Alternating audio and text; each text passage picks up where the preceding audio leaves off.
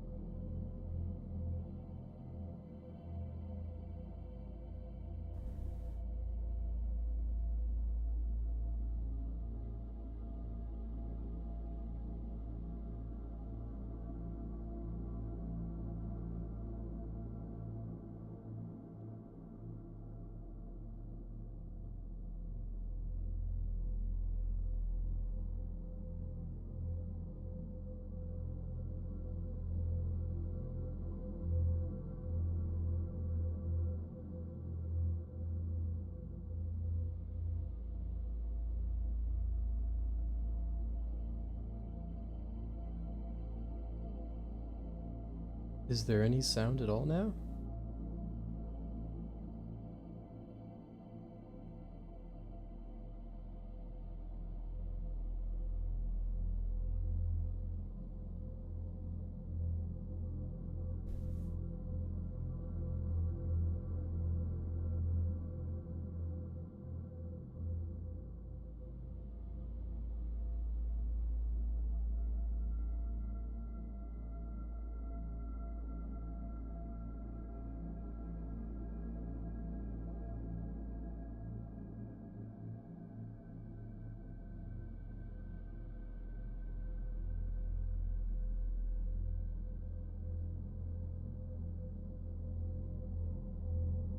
Alright. How's the quality of the music? Does it sound alright in the background right now?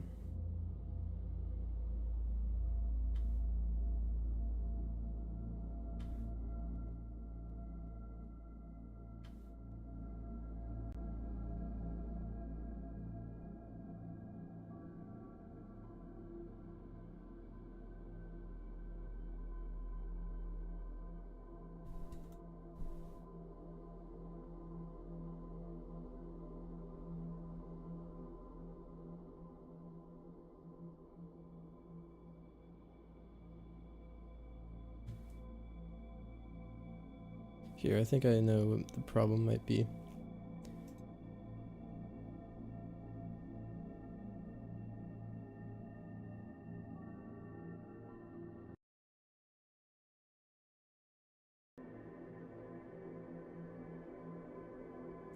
Alright, this should sound a lot clearer for you guys.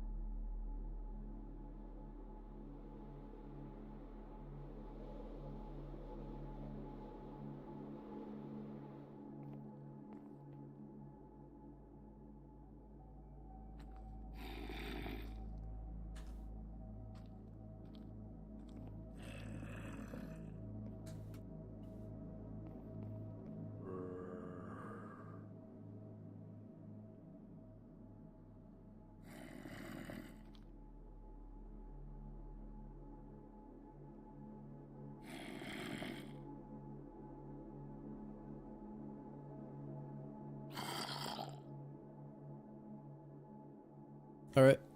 I think everything's set up now. Yeah, thank you, Million Tester. I wasn't talking. Still just trying to figure out... Oh. My aura is not... That's a minus aura right there. We gotta turn on the aura. Here it is. Take that. Not much they can do about that now. Alright. Back to what we were doing before we were rudely interrupted. We are here on the 2b2t test server. Just because this account does not have priority queue, so I'm not going to wait 14 hours to get in. But before we get onto the main server, I want to show you guys this base. This is potentially one of the most impressive survival bases ever made on 2b2t or on any Minecraft server, honestly.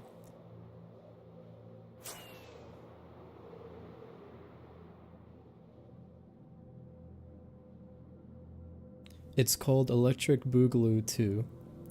Very silly name, but very impressive builds. You can see this battleship I'm flying over is almost perfectly intact. Even though this base is almost, I think it's a couple years old now. I'd have to check the exact date on it, but we're going to get over here and you're going to see the scale of destruction that this place has faced.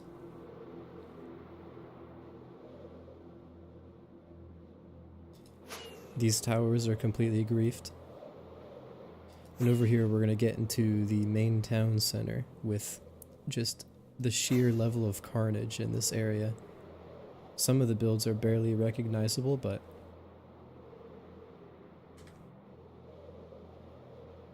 we can pretty clearly tell what this was though. At some point this would have been a super beautiful town. We'll get to that later.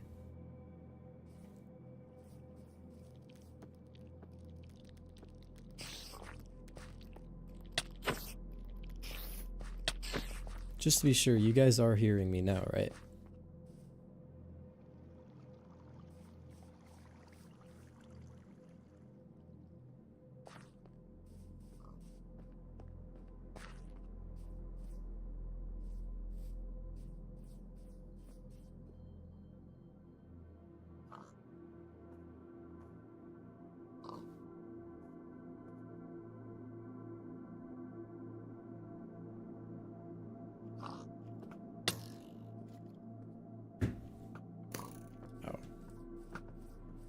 Hello?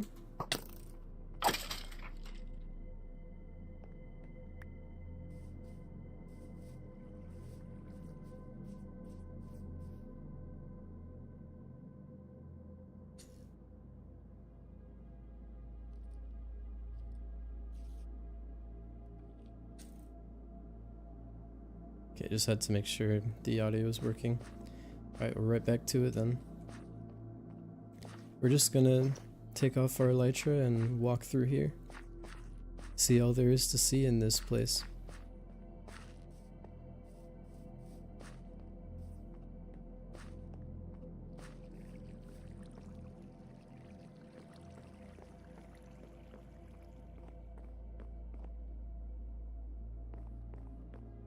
This might have been a boat at some point. Looks like most of it's burnt to the ground though. Let's get on over to this thing.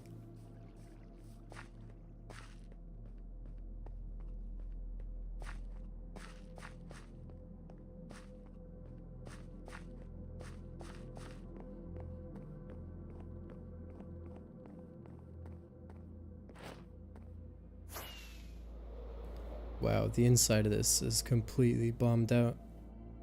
There's almost nothing remaining. You can imagine though what this would have been back when it was finished.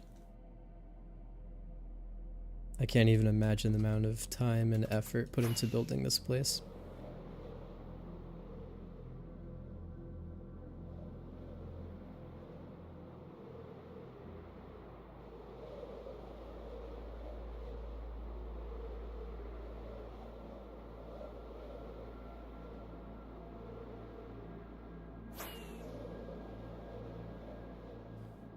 This terraforming here is incredible. Nothing was built on it by the looks of it, but it would have taken probably dozens of hours to build all of this. Oh, a little bit of lag.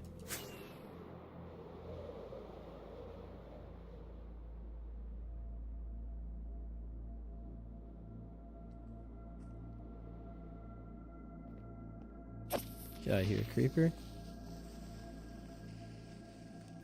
This temple with the emerald blocks and everything. Man, I would have given anything to see this place in its prime.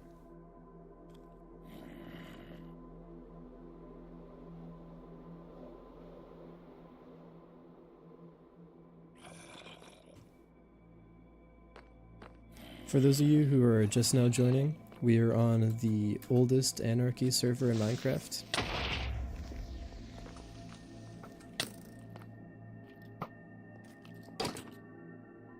Alright, let's get on the main server.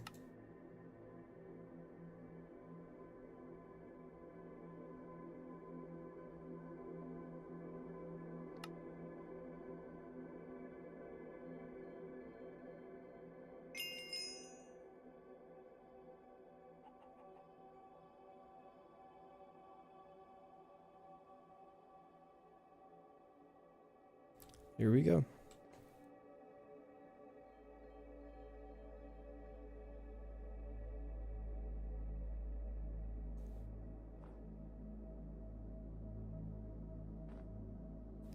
Currently, we're about 130 blocks from spawn.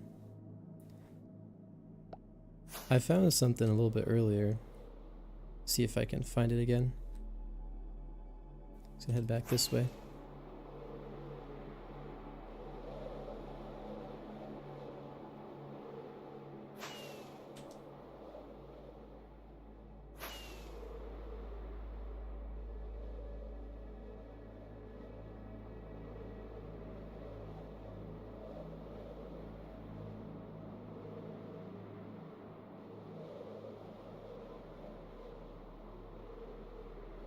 Oh, would you look at that? This isn't what I was looking for, but it's our first base already. So that's something. Need to take this ender chest, I'm running low on those. I'm kind of poor on this account. See anything for us here?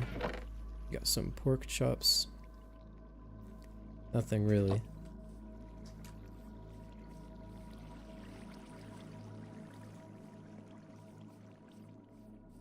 Fully grown wheat farm. And nothing. Alright. We'll be on our way. I think we'll count that as a base. It's a little bit small, but clearly some level of effort was put into it. Forgot to turn off the tracers for this.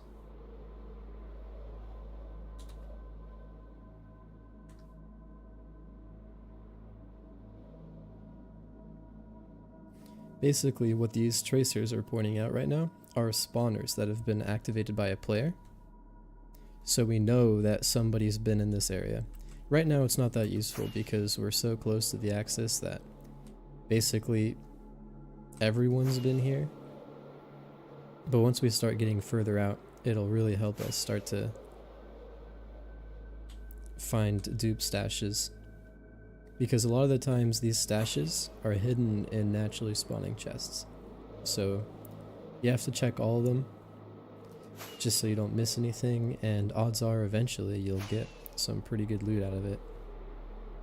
People hide stuff in there thinking that nobody will ever find it, which probably would have been the case because people don't bother searching those all that much, but now the secret's out. Oh my gosh. Somebody dyed all the sheep pink. Either that or I'm really lucky. Though I don't think babies spawn naturally, so I think someone dyed the sheep. You can believe though.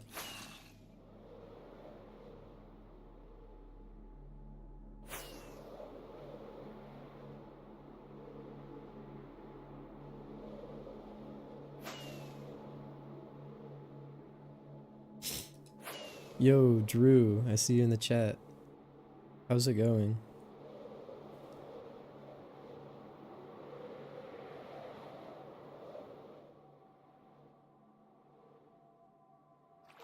Alright, we're gonna check this spawner.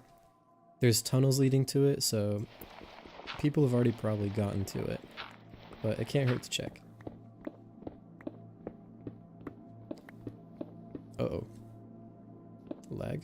There we go. We're good now.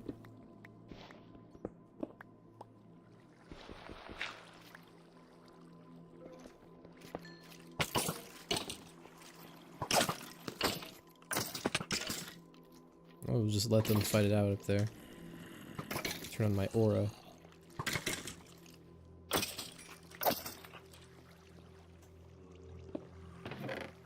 Nope, nothing there.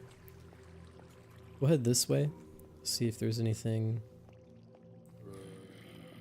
I don't think there's anything in here. Nope, empty. We can check the rest of these mine shaft chests, but I doubt there's anything left in here. It looks like people have already gone through this. Yeah, it's basically empty. Alright, let's find our hole back out of here. Somewhere back here.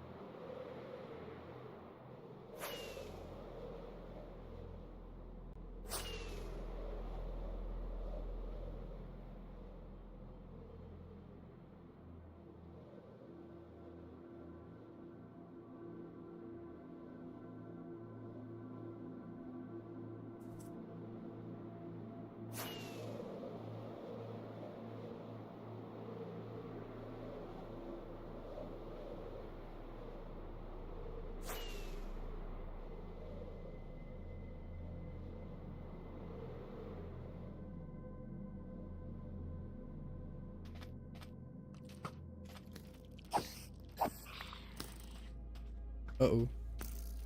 We're being pulled up on. Here. Oh, that creeper's gonna kill me. Probably need to lock in here. Surprised this spawner wasn't flagged. Nothing in here though.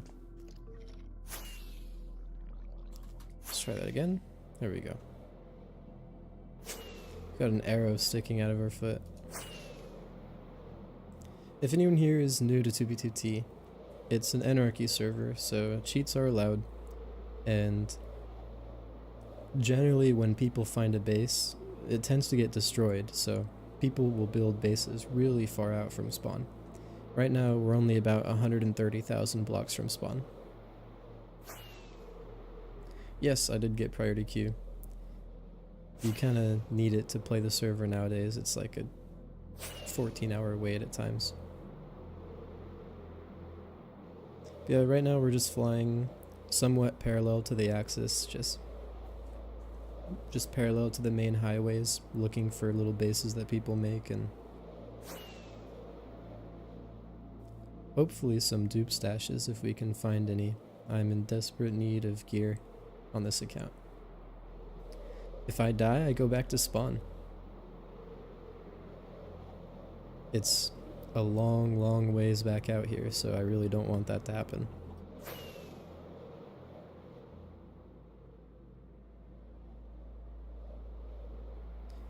It's going to be generally a good idea to keep moving, because I know people can find my location just by looking at my surroundings, or every time I read a sign I put myself at risk, because there is a exploit I think it's been an exploit for a while where you can search up sign text on the world downloads and figure out exactly where someone is by what people write on the signs.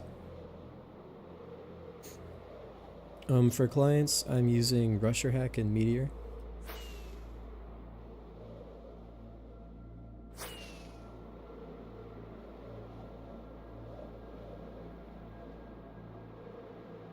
Rainbolt of 2B2T. I don't know who that is, sorry.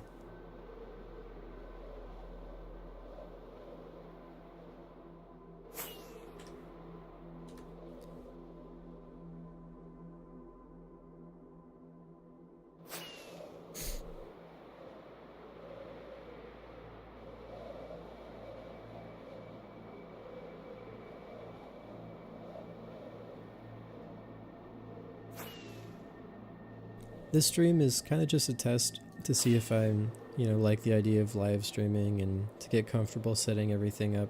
I know I made you guys wait a long time to fix all the audio issues, but that's all ironed out now. What do I do when I find bases? I blow them up.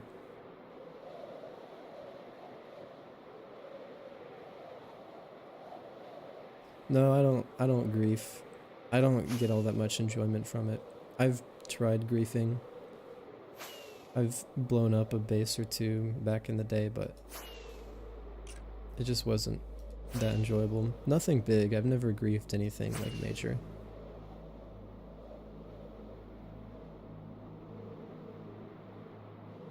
Oh, wow. Here, we gotta stop and have a look at this. Oh. Alright, let's try that again. You guys might know what we're looking at here, but this is actually a pretty rare sight on any Minecraft server. It's a glitched nether portal. I think it can only be created in a certain area of versions. I think it has to be before 1.8. No portal trap and oh, a little bit of lag from the ESP there, but just very normal nether environment. The nether regions are uninteresting, so we'll just go back through. But yeah, that's a pretty cool find. Alright. I don't know how rare those are. I have to imagine they're pretty rare. Though there's a lot of people that have played on 2B2T and probably a lot of portals that have been glitched.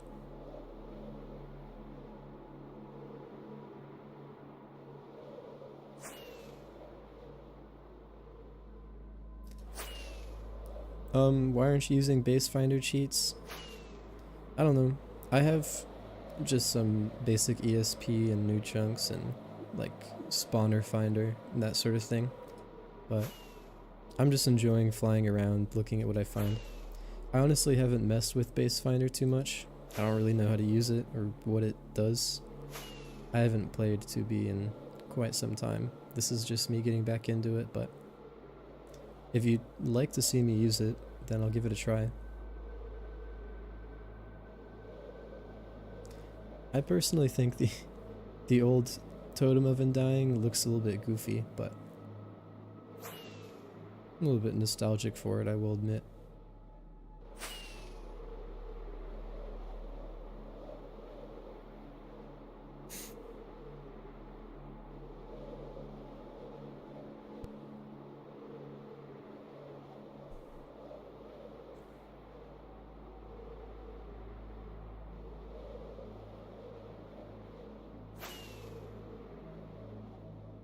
Ooh, what's this? Just a tower? Yeah, okay, there's nothing here. Alright, that's that stack of fireworks gone. You know, I really wish I had flight duration 3 fireworks. I don't know why I have these ones. Either these were duped, or I was stupid when I crafted them, so I didn't. Oh yeah, the highlighting place blocks. I think I have that, it's in the search function. You can use it to search for things like ender chests and or just like farmland, anything people place, but Out here, there's just so much random stuff because we're still so close to spawn that if I were to turn that on, we wouldn't really be able to see anything.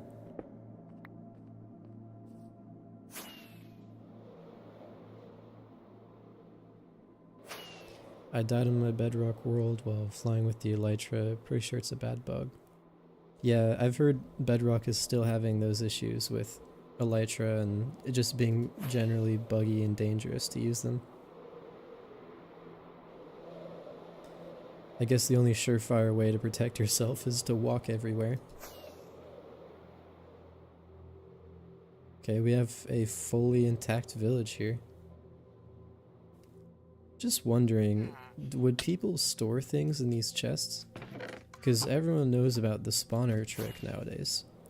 So I feel like in new chunks you could definitely, like the newly generated world, there's tons of storage on the surface. Like you could hide it in shipwrecks and I don't think people would bother checking those. Hide it in ruined portals. You do all sorts of things. I am brand new to this. I used to do a little bit of base hunting. I did some old live streams, but yeah, 2B2T's been updated to the latest version. Not the latest, it's in 1.20, but it has mostly everything.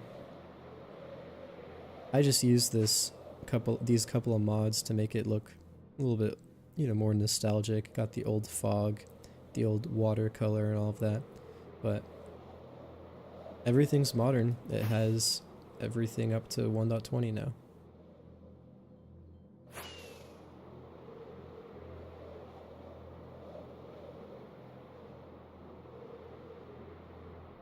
My favorite mob in Minecraft? Oh wow, there's a lot of chests here. It's probably a mine shaft. I don't know. I don't know if I could pick one. I'm gonna have to think about that for a bit.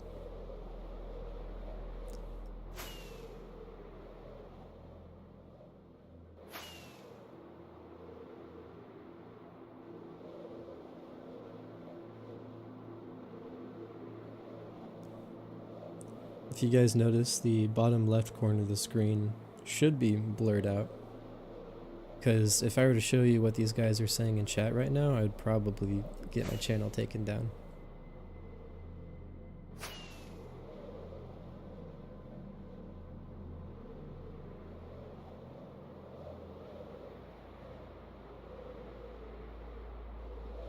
Wow.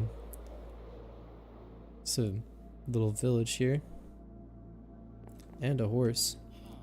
I haven't been on the server in so long. Do Jesus hacks still work? Let's find out.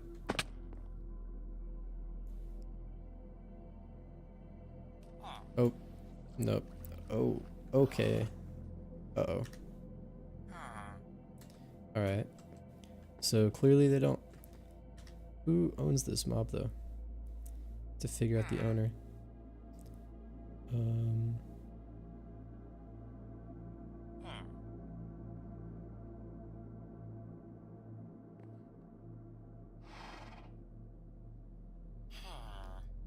It's interesting, it's not giving me anything. I think the module might be broken, but...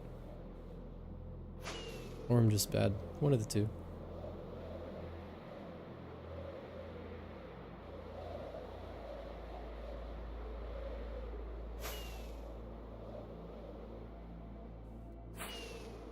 Yeah, Sean got banned twice. Sucks how nobody else is talking, so it looks like I'm talking too much. Just so you know, there's two live streams going. There's a vertical and a horizontal one. So some of the chat is kind of split between the two of them. At some point, I might... Ooh, we've got new chunks, okay. So what these green boxes mean is that I am the first person to load these chunks, but I don't know if that's right because...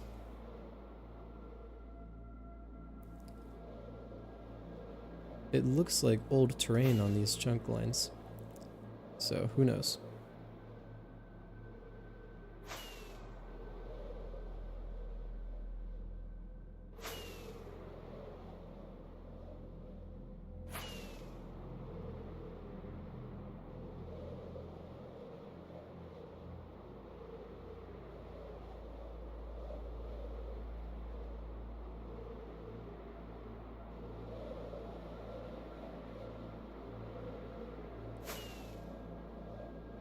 I installed this mod.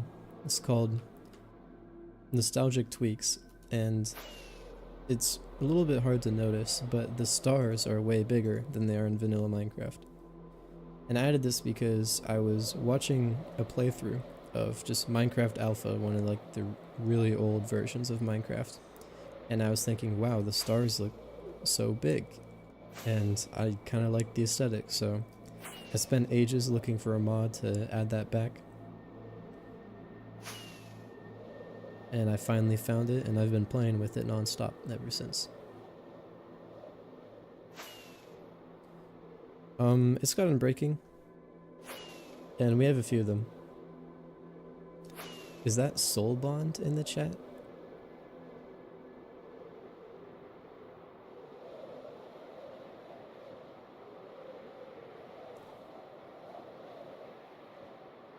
Soul Bond, if you know anyone who can set me up with more rockets, I'd greatly appreciate it. I'm down to my last shulker on this account, and my other doesn't have priority, so if I wanted to log in on it, it would take me like a whole day.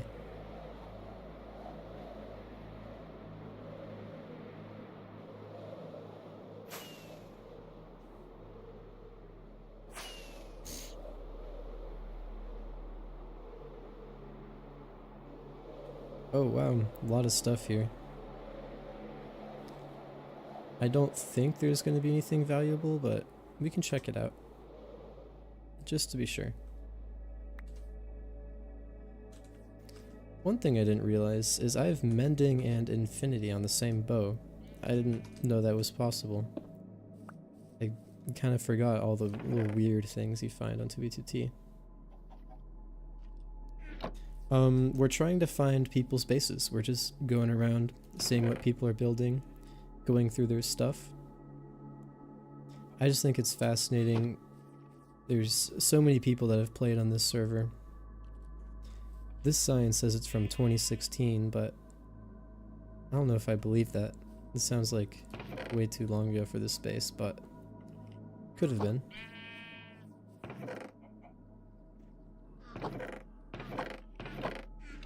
Yeah, whole lot of nothing here. It's just your very standard starter base. It's cool though. There's like an auto fish farm here.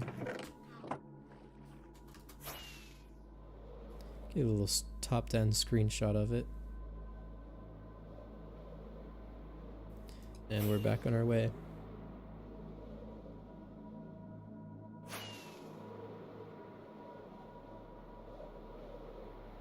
But yeah, I'd hugely appreciate some rockets. I don't want to have to stop everything and build a creeper farm, but I might have to. I thought I had more gunpowder. I must have dropped it at some point.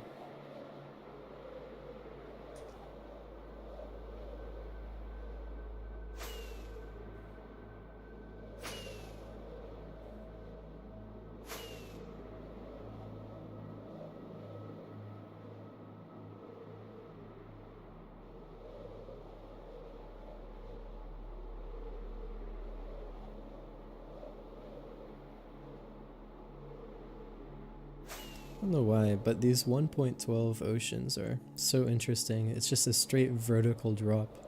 They're so deep too. There's just nothing. Makes them almost spooky.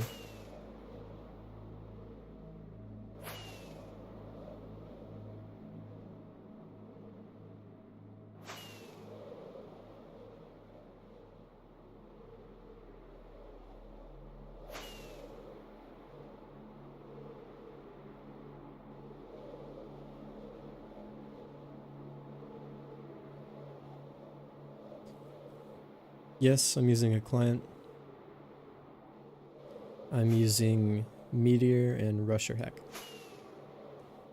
And the most efficient way to get emeralds in Minecraft? I think it used to be a raid farm. I used to make a lot of those, but I think they changed it so they're not as OP, but it might still be the case.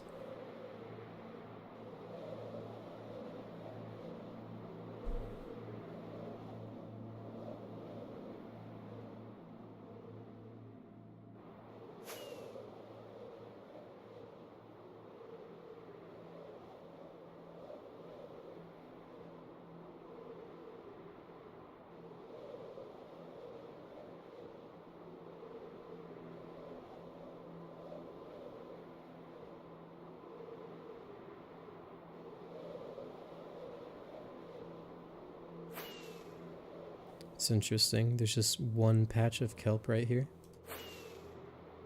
Not have expected that.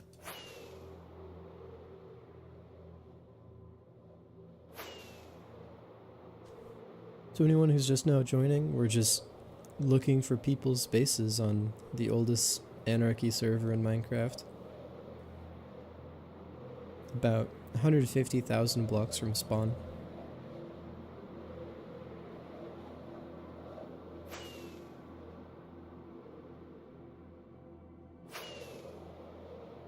Do you guys think I should add a counter at the top of the screen for the number of bases we find?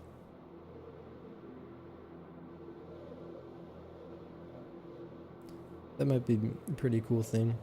Just see how many we find over the course of a whole stream.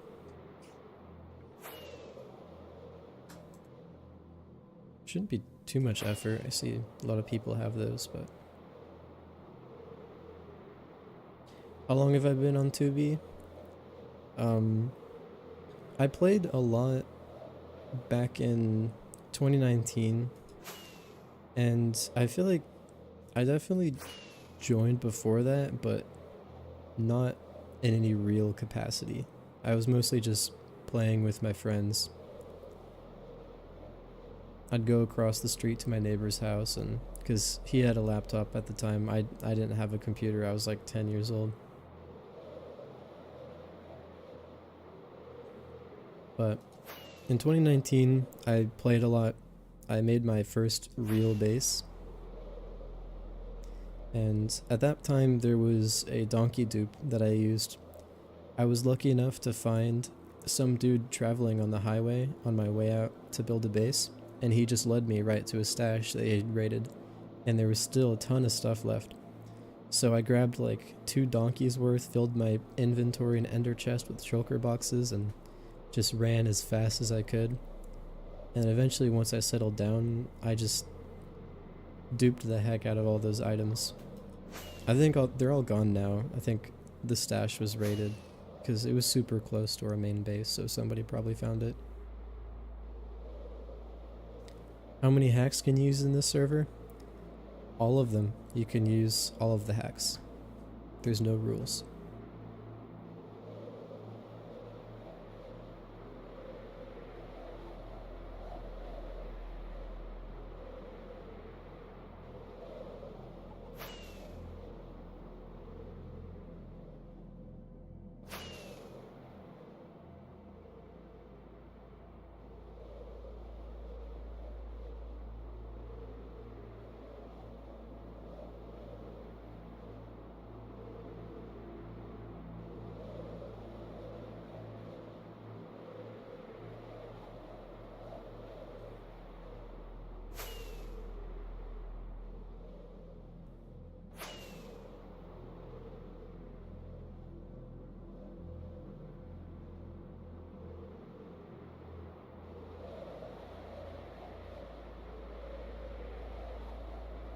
At some point in the stream...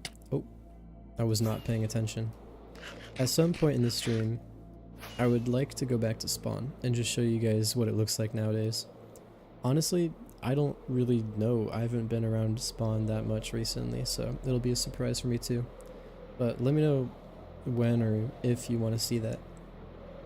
It might be a little fun thing to do.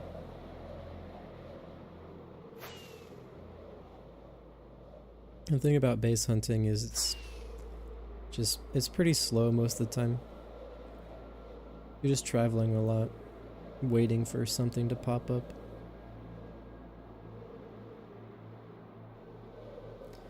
Bring back the Earth map. I've considered starting a new server, but I'm gonna wait till the channel's more popular because I don't want to, spend all that time, get everyone all hyped up just to, not be able to promote it as much as I should.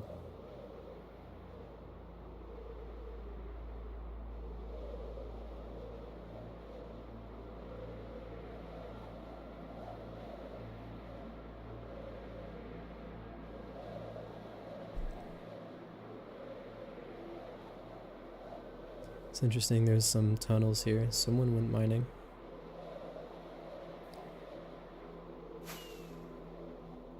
There's trees broken. following breadcrumbs right here. I don't know if maybe I went in the wrong direction.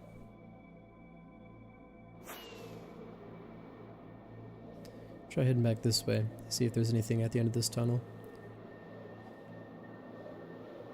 These little green outlines on the bottom are just outlines of tunnels that somebody dug underground. Oh, lag spike. Lots of lag. Jeez. But looks like somebody... Oh, an ancient city. Would you look at that? But it looks like somebody went mining here. But I can't tell exactly where they were going. It looked like a vanilla player though. Just because of the torches. No one using cheats would place torches in their mine. Yeah, there's a lot of spawn campers at spawn. They just kind of... They're just looking for people to murder. I've done it. I've flown around spawn killing nakeds at one point.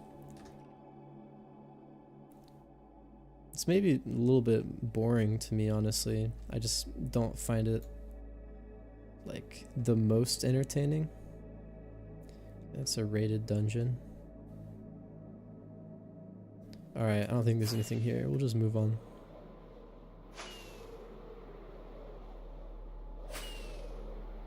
Always worth it to check these things though. Never know what you might find.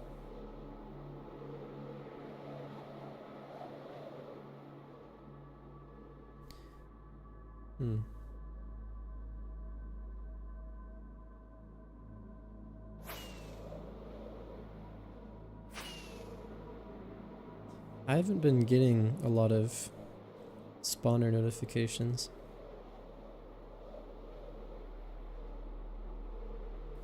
It's logging locations, but I guess I just leaked my coordinates there, but it's not that big of a deal. This is interesting. Whoa. Hold on a second. All of the grass here is gone. All of it. They just removed the grass. It's an entire forest with... someone just went through here digging out all the grass. That's crazy. Skeleton horses. Wish I had a saddle.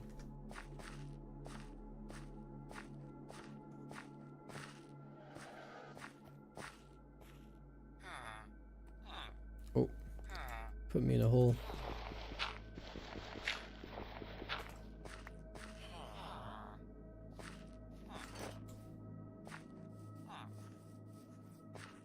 Let's see what's in here.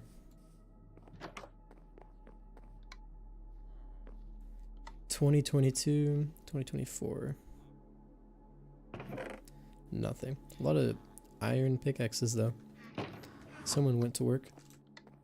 Yeah, here's what my ender chest looks like.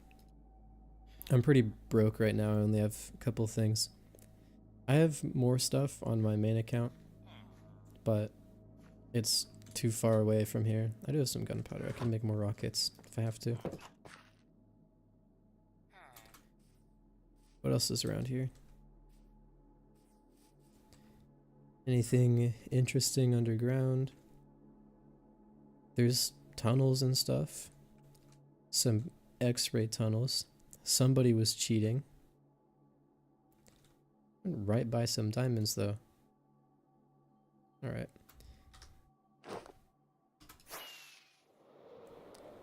Yeah, whatever this was, is your guess is as good as mine. I don't know why somebody would do this. Like, this must have taken quite some time to dig out all of this dirt.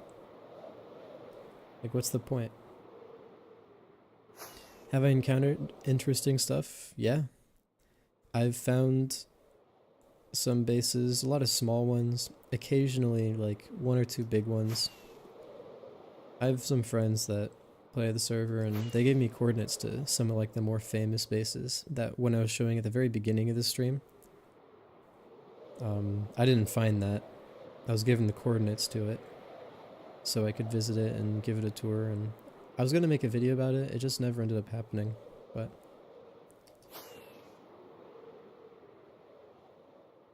Here's something. Oh, so sad it exploded. Oh, I can't show that one. Can't show any of these signs. Okay.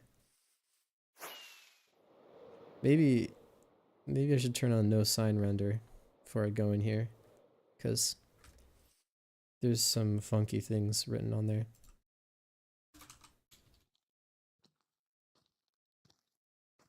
I don't remember what it's called. Hey, leave me alone. It's not nice. Wait, what? How's that guy not burning? Is it not the middle of the day right now?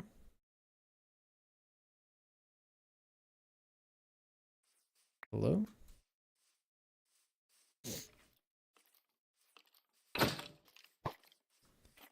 Okay, that's a little bit odd. I don't know what the deal is with that.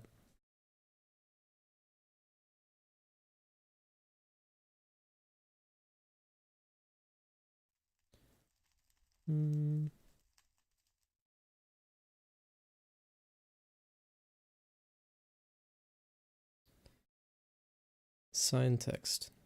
That's what I want. Alright, let's see if this works. What's today's date? Is it 4/20/5? There we go. Alright, perfect. We can go back over here now. Okay. Yeah, there were some very not nice things written on these signs, but whatever was here exploded in an unfortunate accident. That's terrible. Who would do such a thing? On the oldest anarchy server in Minecraft. Alright, back to the grind.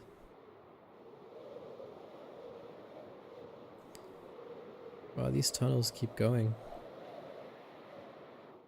Just lots of little stuff around here. Nothing major though, nothing really worth stealing or exploding.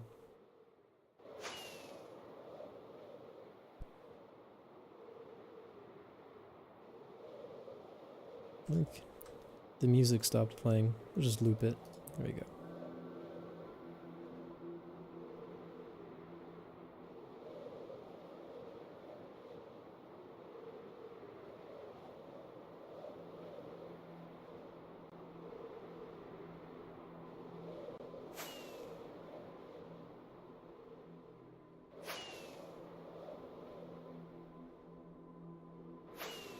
Do speed hacks not work?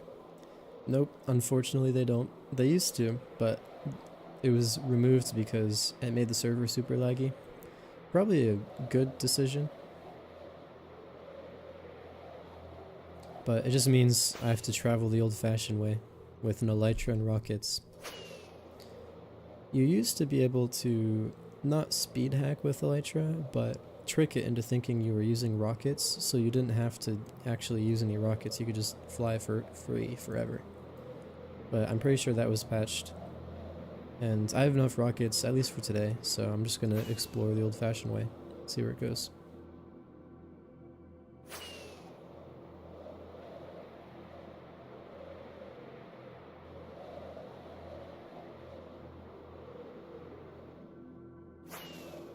Makes me wonder, like, are these... I don't know why these aren't showing up on my detection thing. They're activated by players, obviously, like, obviously people have been here, so should be showing up.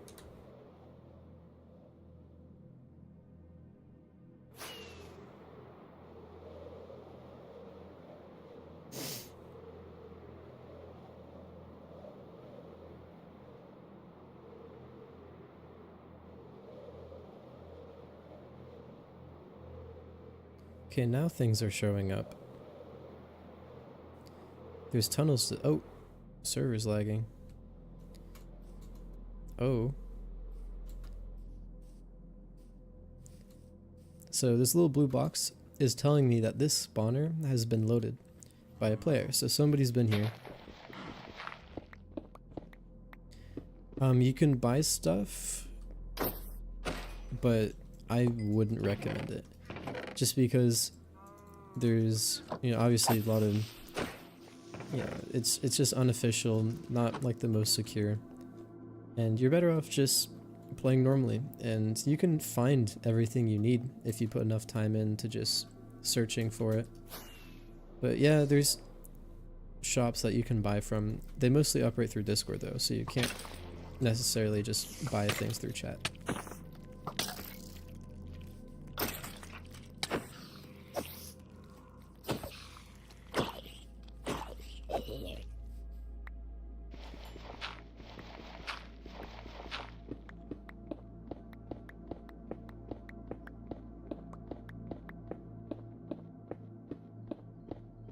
Somebody's already been here, but I don't know, it might be worthwhile just to have a look at it. You never know what random stuff you'll find in these chests. Sometimes, I was saying before, but people like to hide their items in here just because most of the time people don't bother to check. But nowadays, there's obviously this hack which allows me to see which of these have been traveled to. So if I see one that's been traveled to, I'll visit it. Just see if there's anything there. You turn off the tracers. I don't really like the tracers.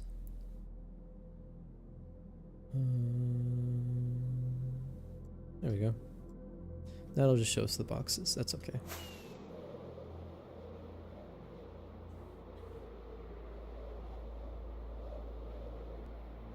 I've honestly had the idea to start my own shop, like people normally do in the server.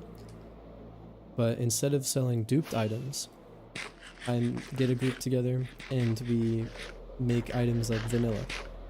Like you could have, it would just be for a joke. Like we're not gonna, you know, make anything off of it. And there's no way you'd be able to compete with all the rest of the shops that use, you know, dupe stash items and all of that. But I think it'd be really funny to offer like organic options where the whole kit you buy is made vanilla in Minecraft, like without any dupes. You could, because in the, you know, current versions, you can use villagers to basically mass produce armor, and then there's farms for ghasts. You can, so you can make ender crystals, and obviously you just mine obsidian and all this stuff. Like you can make a whole PvP kit using just not vanilla, but not duped items. The only thing I haven't figured out though, Mushroom Island, is how you would go about getting the enchanted golden apples, because obviously you can't craft these anymore. So most of the ones you see are duped. People have duplicated them in the past. There's massive stashes of these, so there's always some even when there's not an active duplication glitch. The challenge would be, how would you get these organically? Because you can't. The only solution I thought about was that maybe you look for like a really old stash, because back in the day when you could actually craft these, players on the server made legitimate gold farms to craft them, because it took like 8 gold blocks for 1 apple, but you could do it. So you'd have to, by some miracle, find an untouched stash from that era of like older Minecraft, and then get a bunch of golden apples from it. That'd be your only hope. So I don't know. Might be a bit too silly of an idea, but let me know if you guys want to see it.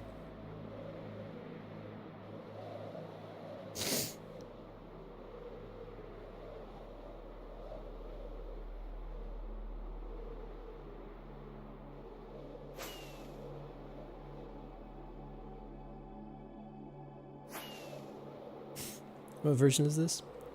I'm on 1.20.4 right now. You can join on the latest version, or you can, you know, join on 1.20. I'm pretty sure they both work, but I'm pretty sure the server, I don't know why I'm, there we go, swimming now. Thing here? Nope. But like I was saying, the server's on 1.20, so it doesn't have like the mace or anything yet. Not that I'm aware of. But you can join on the latest version. And yeah, it has ancient cities. What happens? Here, let me... Oh, I just showed my chords. It's not the right keybind. It doesn't matter, but... Well, next time we stop, I'll go underground with free cam and I'll show you. But basically what happens is, because this is old terrain on a new version of Minecraft, the height limit is much bigger, so it extends the world downwards and actually adds more caves underground. So that's how you can get like ancient cities and all sorts of like big caves and dungeons spawning deep underground.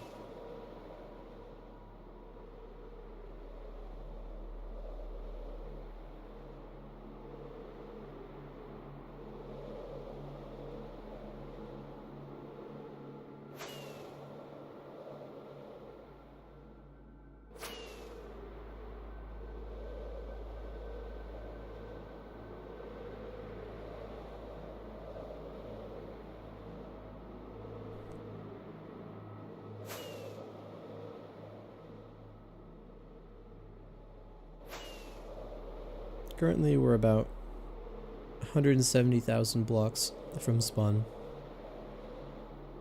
This is a cool ravine. Alright, let's check this dungeon. See if there's anything here.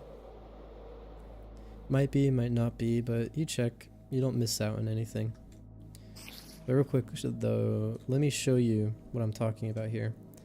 So, all of this terrain, this is where bedrock would have been, but it was replaced by deep slate, and now the terrain goes all the way down to the new world limit. So there's actually just completely fresh terrain generating below everything. You wouldn't really notice it unless you look for it, but it's there.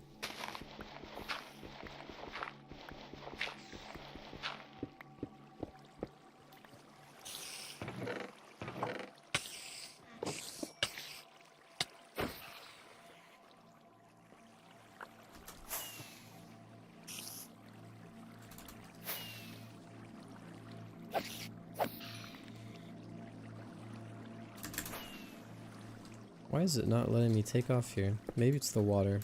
Here, let me get out of the water. There we go. We're free. Beautiful sunrise.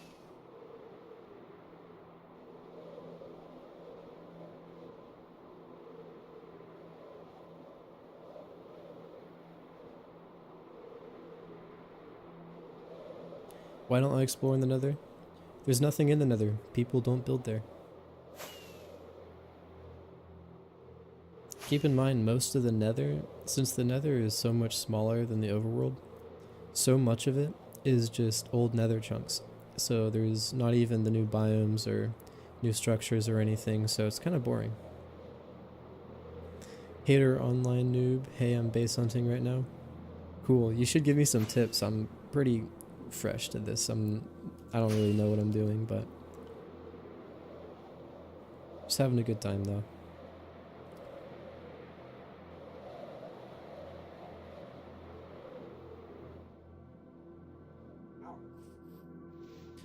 One thing I was wondering about base hunting is what's the best direction to go from spawn? Like, oh, I'm gonna take that.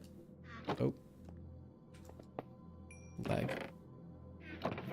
There we go. I'm gonna take the saddle and the gunpowder. Oh wow, I'm lagging a lot.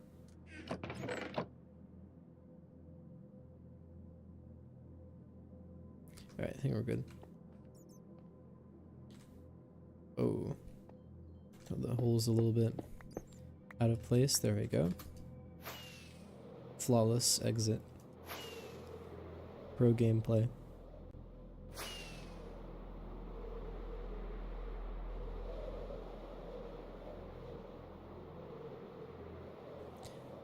Yeah, I was wondering if any direction works. Yeah, I was wondering about it because I know some highways are like way more traveled than others. So like on one hand that means, oh, more people go this direction, there's gonna be more bases. But there's probably also more base hunters, so you're not gonna find as like the stashes that are there are gonna be more likely to be found. So maybe it balances out. Like if you're looking for a stash that's not rated, maybe it doesn't really matter which direction you go in, because if it's the more popular direction, it's going to be more looted. If it's less popular, there's just going to be less there.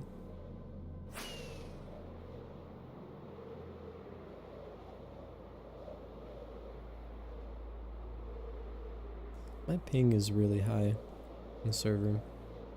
I don't know what to do about it, but it's kind of always been that way. I've never had just like the greatest internet. Oh. Oh, this was most definitely a stash at some point. I'm lagging like crazy though. But you see how it's so deep underwater and there's tunnels leading down to it and everything? At some point this was somebody's stash. Or not. Maybe someone just came down here to check and of course they didn't find anything.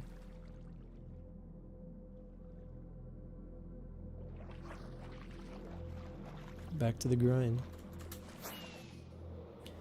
Yeah, the queue is really bad. It's... unless you're willing to set aside a solid 12 hours to play, then you are not going to be able to get on the server. If you want to play, buy a priority queue. It's $20 a month, but you have to be like really wanting to play for that month. If I'm being honest, like 2b2t is not, I don't know, it's not super friendly to new players, not for the reasons you'd think. Like spawn is a lot of fun. I think escaping spawn is fun and not as hard necessarily as people make it seem, but I think the queue is way harder than spawn. It just makes it almost impossible to play.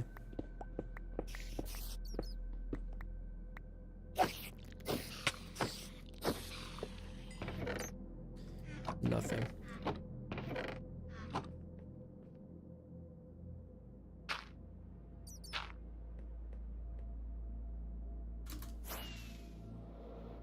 Oh, almost hit that block. This one might have something. So it's probably looted by now. But yeah, I can't say I don't know. I think you should play the server if you want that really slow burn 2b2t experience. It takes a lot of patience, a lot of time. You have to be willing to either get on like a solid 12 hours before you actually want to play. Here, try this. There we go.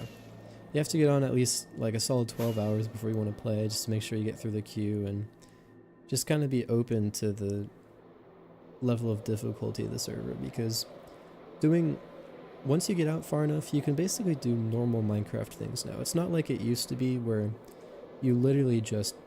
that's checked. I'm not going to bother checking that one. You can't just play Minecraft in the older ones, in the older days of the server, just because the lag was terrible, mobs wouldn't spawn. There were no villagers, so you didn't really have a way to enchant gear without making a mob farm, which were super slow. So basically your only option would be to just do what I'm doing, to just fly around for ages and hunt for stashes. Oh, there's a lot of these here. I don't know, do I check all of them? I feel like most of these are going to be looted. My fear though is that I'm not going to check one of these, and I'm going to end up just completely missing a whole bunch of loot. In case you don't know, or in case you're new here, people will actually hide all their items in these chests because, you know, they know people probably won't bother to check them. Because who needs dungeon loot anyways? Nowadays though, there's this little blue box you see around it. It tells me when one of these spawners has been loaded by a player, so I know that the spawner, someone's been down here.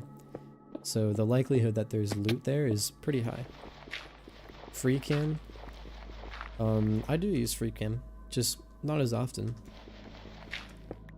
Like for this, there's not really much I can do with free cam. I just have to go down and check out the spawner, see if there's anything in there. I just break the spawner, so I remember, you know, that's checked and I don't try to check it again. Oh, we are out of rockets. We have to make an emergency landing, guys. We'll make a landing at this village.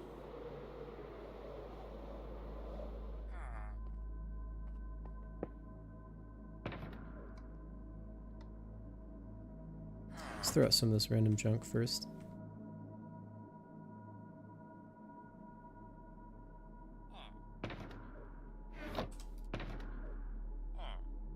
Okay, we do have a saddle. We'll just hold on to that. At some point, I'd like to go back to spawn and do a spawn escape. So, if you guys want to see that, let me know. We could do that soon, or we could wait a little bit. Just keep looking around and exploring. I'm enjoying this. It's chill. It's just a Sunday morning. I'm gonna bring a spare elytra. I realize I don't have a spare elytra on me. Yeah, I am lagging a lot. I think it's just my internet because I'm streaming. The server seems to be running fine. Do that for now.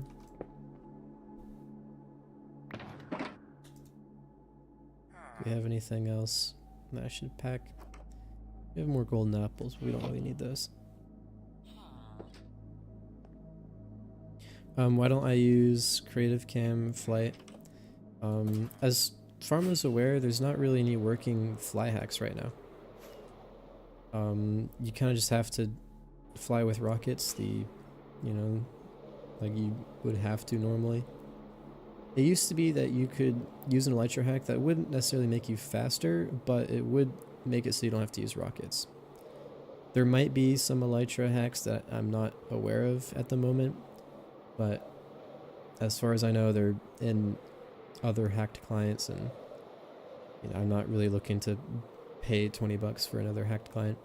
It's how much they charge for most of them nowadays. Why don't you fake fly? Honestly, I don't know. I don't really know what that is. I haven't messed around too much with movement hacks, but there's probably some that works. If you have something that you know for sure works on 2B2T nowadays, then definitely let me know, but here, let's check this out. This is a cool area. I like these jungle. Oh wow, wait, hold on a second. What? It's a village with no village. This place is crazy.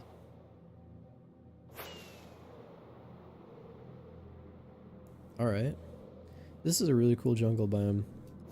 The jungle's always been my favorite biome in Minecraft. I don't know why, it's just the atmosphere with the trees and everything. I remember being a little kid when the jungle was added. Or, cause I mostly played, you know, like mobile or Xbox. But when the jungle was added, it was just so cool to see these giant trees. Like, it was nothing I'd ever seen before playing on Pocket Edition and Xbox.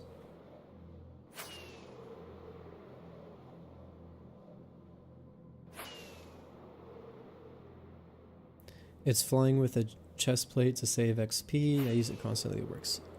Yeah, honestly, you might have to try that out. XP is not the hugest concern for me. Like, honestly, I just stop and kill a couple of mobs, and like every time I go into one of these dungeons, and it seems to regenerate. Like, I haven't broken an elytra. I haven't even got it below half yet, so. But yeah, I'll try that. Save the durability on it. It'll probably come in handy when I'm traveling like really far and it's not necessarily like the easiest thing to do, stop and get XP. Dude, the original Pocket Edition, I was so terrified when I played that game. That game was scary. Like, it was a totally different game than modern Minecraft. Like, it was so dark and I didn't know what I was doing. I would kind of just run around and then get scared when night happened, and I would just dig like a dirt hut. Here, should I check out this one? I should probably check out this one.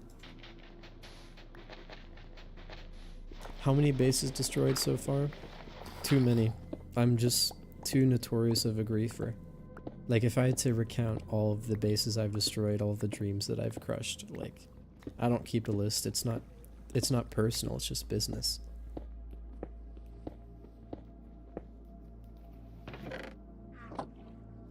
But yeah, in all seriousness, we've found like a couple like really small little bases, but nothing, you know, really worth mentioning. At some point, I think I'll add a base counter and maybe a stash counter to the top of the stream. And then maybe we can just keep like a running total over all these live streams and see, you know, how far we get with this, because to be entirely honest, I'm not I'm not super sure how to do any of this. Like, I'm pretty new to base hunting. I did a little bit, you know, back in the day, but it's different now. Like, the cheats people use is different. How many bases destroyed so far in this stream? Yeah, none destroyed. Just, I think we found 2, maybe 3 little farms with like a hut or something. And then a couple other interesting things we found. We found one of those glitched nether portals where the portal blocks all render sideways. I always thought those were pretty rare, but I guess not. I don't know, maybe it is rare and I just got super lucky, but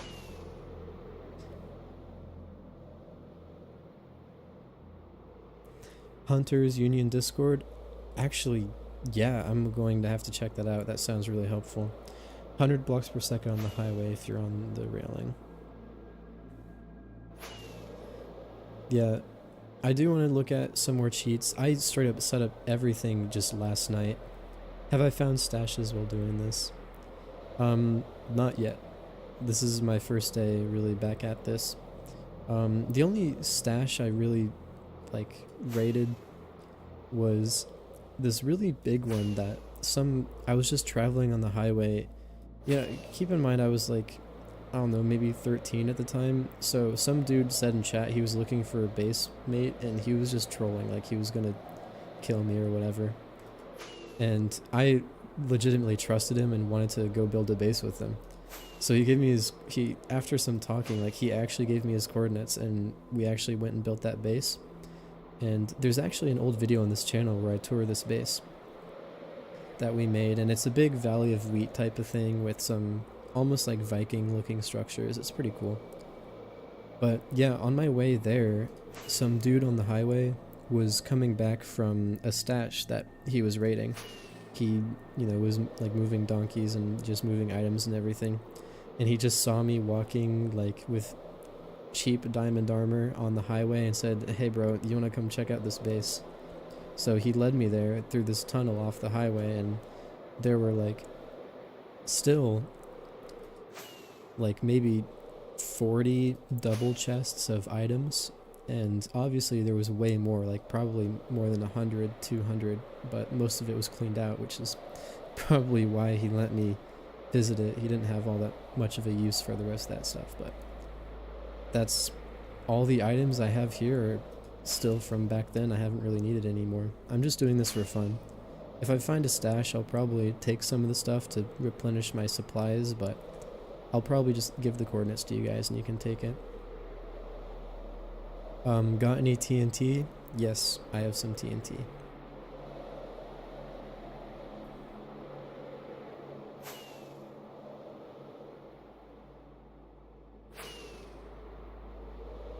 I wouldn't say I'm rich on the server. I don't have that much anymore. The stash got raided, so I just have what's on my ender chest and inventory on, like, you know, just a couple of accounts, but I don't, you know, I'm a very light consumer. Like, I don't need all that much to be happy on the server. I don't need a stash with just hundreds of double chests of items, because I'm just kind of roaming around, seeing where the wind takes me, just seeing the sights. Can we join? You can try. The wait to get into the server is like 11 hours right now, so I don't know if you'll have much luck, but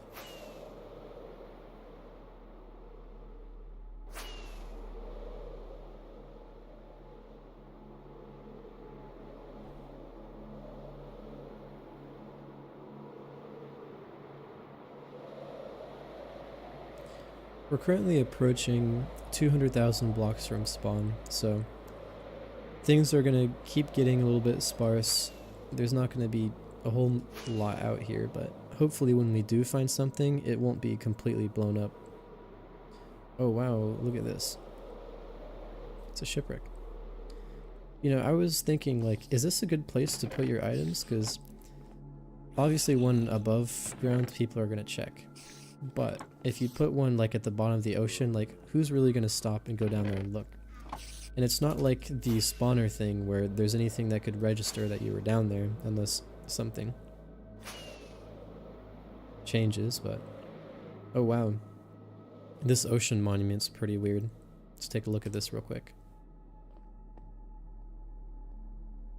It's just completely embedded into the ground. Look at that. I don't know how this happens. There's a whole chunk border cutting it off too. That's so strange. Interesting.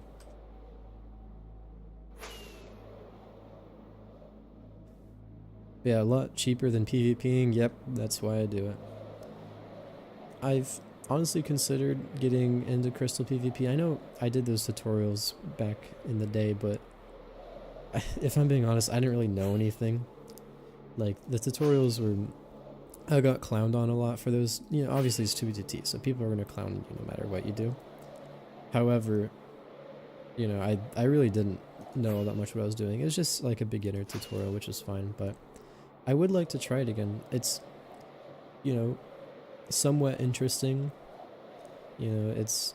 I don't know if I like it more than just normal PvP, but I'd be willing to try it.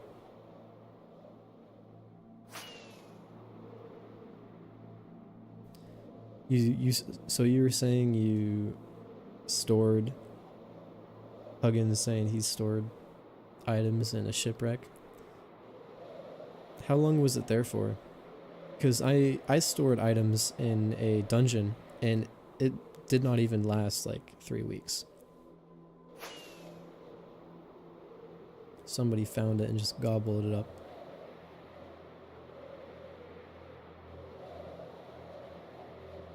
That's part of the reason why I'm doing this today, because I'm starting... my wealth has just been slowly dwindling.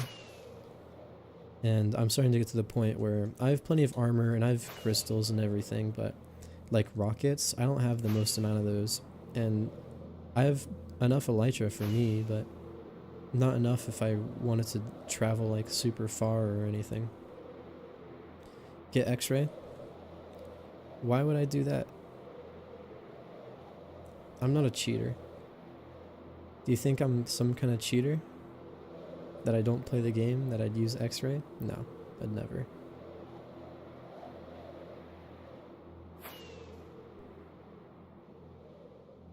A drown structure. That is clever. Because I don't even think about those when I see them. I almost forgot they were in the game.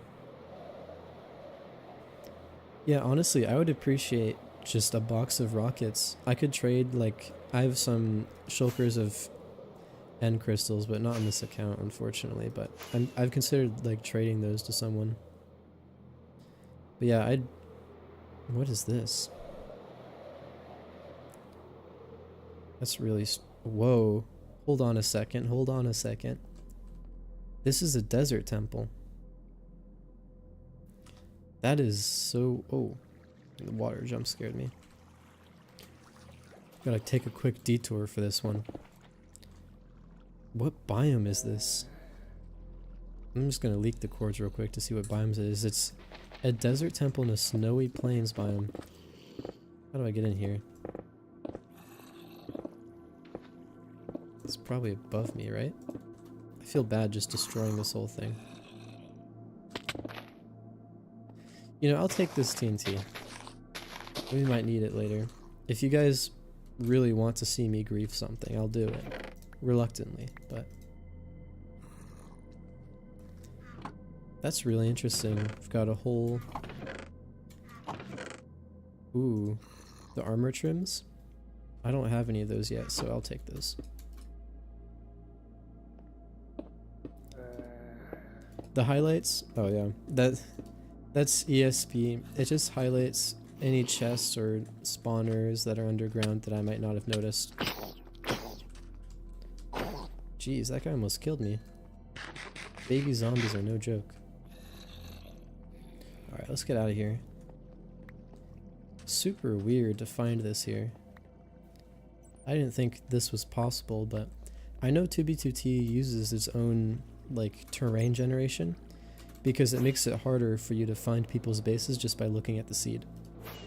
Because the seed used to be public and you couldn't show screenshots of your base because people could be like, oh, I see that tree in the background. There's some kind of reverse search that you could do to find exactly like where that tree generated in the world, and you could just get their coordinates.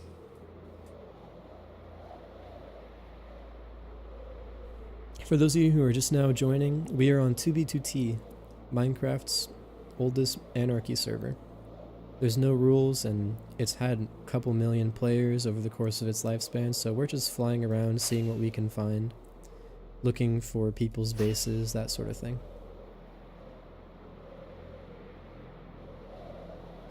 I love the old textures. I will probably always play with them. If you've noticed, there's no colors of like the ocean water. I have a resource pack that brings back like the old ocean colors, and the fog you see, and when the sun goes down you'll see it, but the stars are big like they used to be in alpha. So I love all that like old Minecraft stuff. I just think, you know, a lot of the game has been kind of dulled down visually. They try to make it like very safe and, you know, uninteresting almost, and I don't know, I kind of like the way like these old logs look. They look grainy and rough, and you know, the new ones look so smooth. It doesn't really look like wood. It doesn't feel like wood.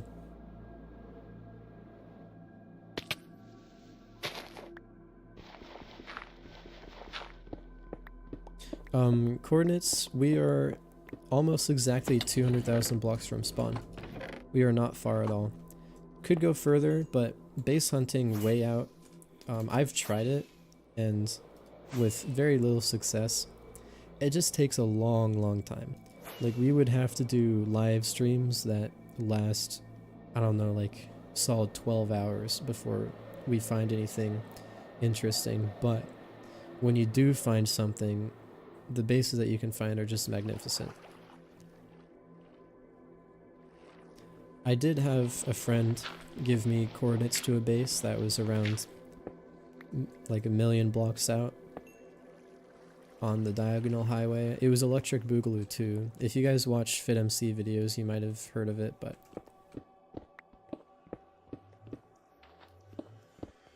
it was interesting just to see. Yeah, there's not anything in here.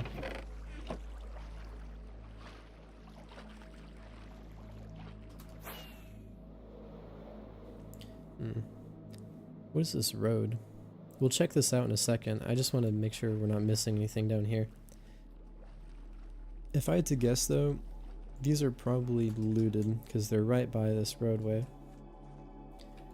But I feel like I'm going to be super embarrassed if I don't check one of these and it turns out there's like a bunch of stuff in there.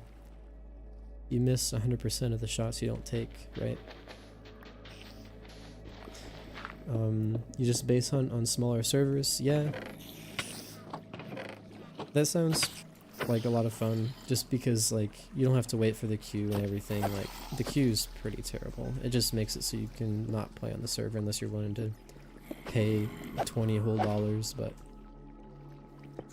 for me, I need 2B2T to do base hunting, just because on a smaller server, like, you can find a lot of cool stuff, don't get me wrong, but 2B2T is just so old and the map is so large. I always have this feeling when I'm playing the server that there's just something big out there waiting for me, you know?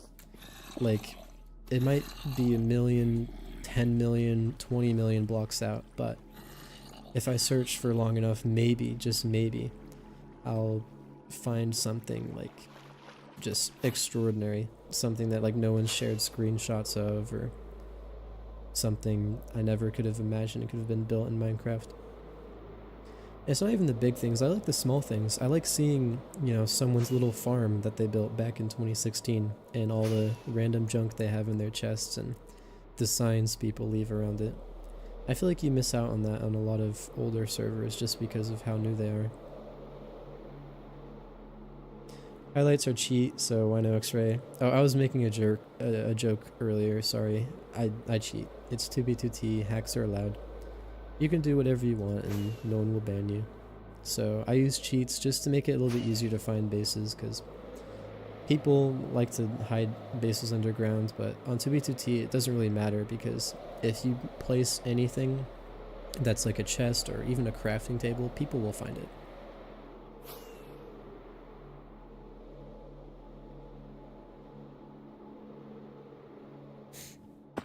Yeah, this is probably looted. I'll take the gunpowder though.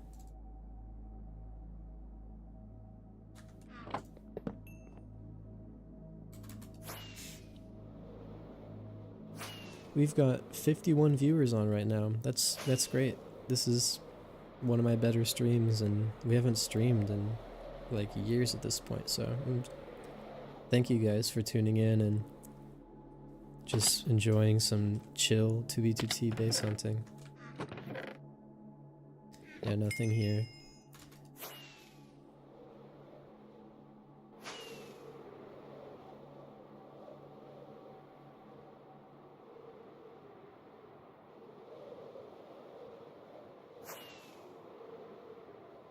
It occurred to me that we never actually figured out what was at the end of that road. I completely forgot to check, but it's probably not the most interesting.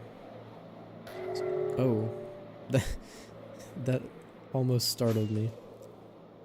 Okay, that blows. We're not going to be able to break anything for the next 5 minutes. So I guess we're not checking any stashes.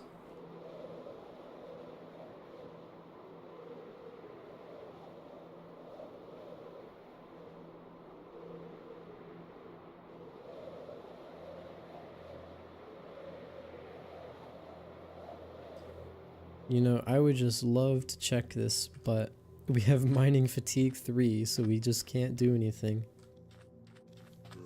Oh, there's already a hole down here. There's nothing. Excuse me, spider.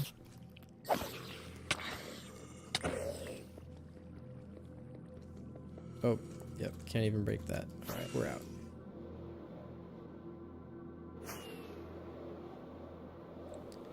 It's also been visited.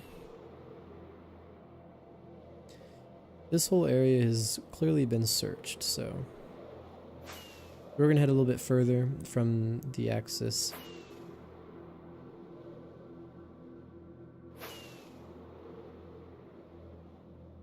What's the point of playing Minecraft if you beat the game? I think there's a lot of reasons why people play Minecraft. I think, honestly, I've never legitimately just played through the whole way and beat the Ender Dragon. I've always either like been on a server where people already beat the Ender Dragon, or just played up until that point. Like, the end of the game doesn't mean all that much to me. Personally, like, what I enjoy is just, I think, obviously building stuff. Just the creative aspect of Minecraft I find, you know, the most engaging. And I also, like, on 2B2T, the game's already been beaten, you know, in quotes, because there's so many items that have been duplicated, cheated in, all of that stuff, that nothing's really worth anything. Like, all of this good gear I have on me is worth pennies. Like, if you were to buy everything I have on me from one of the shops, it would cost you like 5 cents. Because of just how much there is on the server. But that's part of the reason I like it. There's not any arbitrary limits on what you can do. You find value in it just by looking for what people create. It's an interesting dynamic where the economy is so inflated that diamond armor just is not all that much valuable. It's not that much more valuable than anything else. But what really has value on the server are written books, banners, you know, base coordinates, all of that stuff. That's what people really, you know, value on the server. And I just think that's really cool. Like, the idea that the most valuable thing on a Minecraft server is not, you know, the items people have, but, you know, the relics and, like, the artwork and the books they leave behind.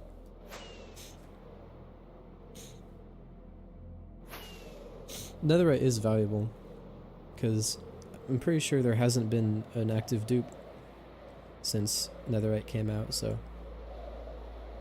Can you use X-ray? Yes, you can use X-ray. You can use anything.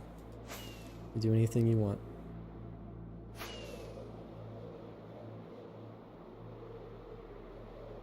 Oh, that's not very nice. Someone burnt down this whole forest. I'm not gonna do anything about it though. That's not my job. Call Cal Fire on that. The Trident dupe? Oh my gosh. I watched the FitMC video on that one. And if I'm being honest, like, I didn't like his video all that much just because it's not like, oh wow, my frame rate's kind of tanking. I might have to restart the game. I don't know if maybe it's my map software. Let's see where we've gone. If it'll load. You can see a whole, it's a little bit hard to see, but you can see the whole trail of everywhere I've gone so far. But yeah, like the Trident dupe, if I'm being honest, like, who cares? It's Tridents, like, they're not the most useful thing.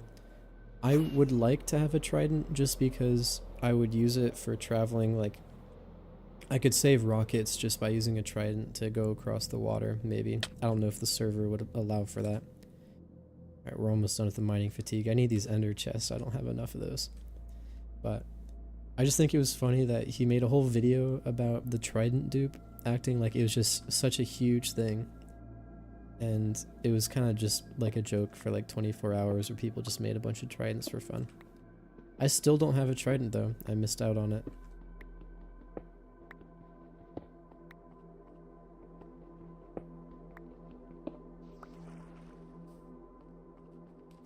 Riptide Tridents couldn't be duped, yeah. I mean, you can always just get Riptide. Shouldn't be that bad, especially with villagers now, you can mass produce those. I do want to mess around with Tridents and use some cheats and maybe find a way, because like a lot of this exploring, I could have just been doing with, you know, a Trident, because, oh, hold that thought. Oh my gosh, this is an actual base. Oh wow. Alright. This is really cool. This is obviously a newer base because of the skulk, but take a screenshot of this. This would have been super cool at some point. Flyhack or Elytra, there used to be, but a lot of those just don't work now. I'm gonna have to look into it. Someone in chat said that there is some working ones that's good for use on the highway, which I really need that. This would have been a whole villager trading hall. That's awesome. Man, I love the look of the ruins with the vines on it. Like, where do the vines come from? Were they placed here, or do they just spread? Do they just appear over time? I see those a lot on ruins, and maybe someone comes through here and decorates them. That puts the vines on there just to spice it up a little bit. Real quick, I want to put a sign down here, but I'm being attacked. This is our first real base of the stream. We found a bunch of smaller ones, but okay, this is a good place. Roland was here for 20, 25. What else should I put in the sign? I think I'll just leave it like that.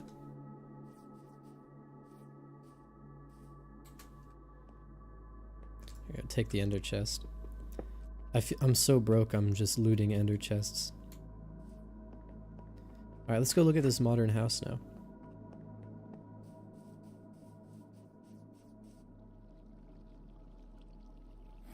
Sorry, I was busy looking at the bases, but what hacked client I'm using Rusher hack and Meteor client. Meteor's free, Rusher's $20. Rusher I definitely recommend. It's been a pretty good client for, you know, multiple years. Man, their bed survived, just barely. Let's go up here. Bubble elevator. I mean, this house is pretty intact. You can basically tell what it was. This whole balcony is perfectly fine. Looks like something was going to be built here, but it got griefed before it could be finished. But yeah, and then I'm using, I think it's an add-on called Trouser Streak for Meteor Client, which basically adds the boxes around the spawners, so I can tell if someone's been there. Let's see what's over here. Is this a grave? Here, I've got to turn off no sign render and just see what's on here. I don't know what that says. Spanish. It's interesting. Looks like most of the base is in Spanish.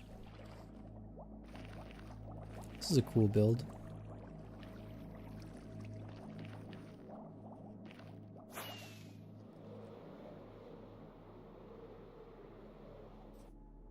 I wonder how long ago this was griefed, because clearly this was built within the last year or so.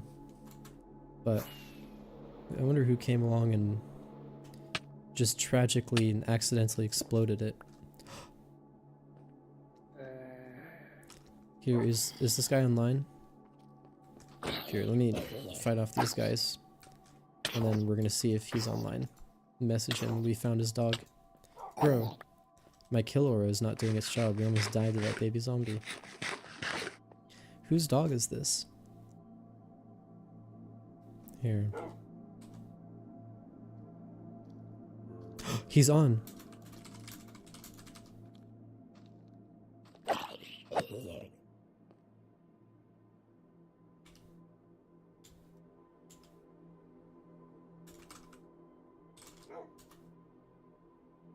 I'm just gonna message him, tell him I'm streaming on YouTube right now.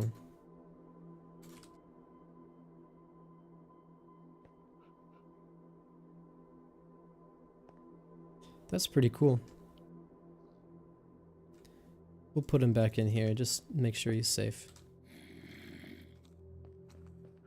I've found pets like that before, but I've never found pets of someone who's online. Like that's a first for me. Alright, let's see if there's anything around here and then we'll head out. Oh, he replied to me. I'm telling him heck out, rolling on YouTube. I'm at a griefed base.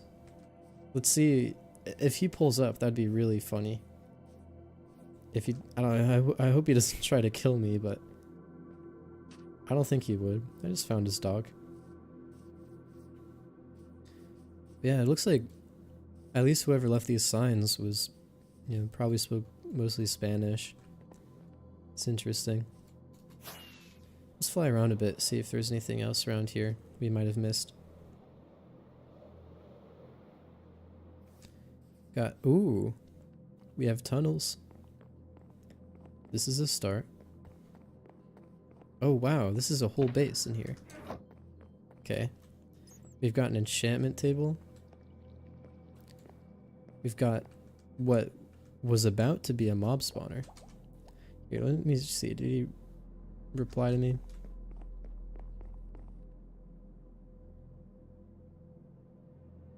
How can you have two clients running? You just it's not too hard. You can just run them together and like you use fabric. I use fabric, but it'll let you add multiple of them. They're just mods that you put in your mods folder.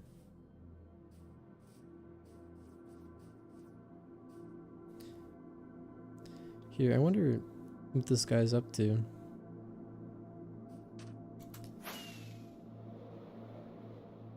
Let me make sure I get a screenshot of this dog because I don't remember if I took a screenshot before. But I think that's all there is to this base. Maybe I'm missing something. I very much could be, but as far as I'm aware, I think I got everything. Lots of tunnels, lots of stuff. Alright. Alright, there's a railroad here. I wish I had a minecart. Let's see where this goes. Actually, I'm just gonna fly. I don't have the time for this. Oh, wow. Okay. This is pretty cool. It's a whole village with iron golems and beds and a whole wall around it. It's pretty cool.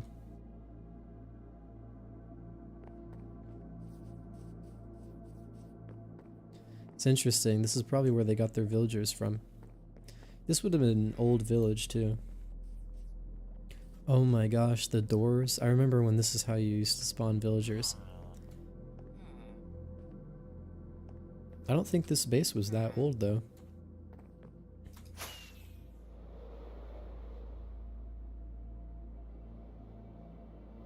Alright, I think that's it for this base.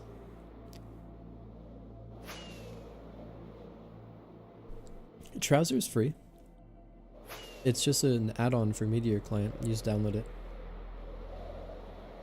Obviously be careful who you download it from, because I don't know like enough about clients to be recommending this stuff. I know some might have like be rat clients, they might have viruses or something, but from what I can tell, Meteor Client's good and Trouser Streak is free. Rusher Hack is $20, but Meteor Client and Trouser Streak are free.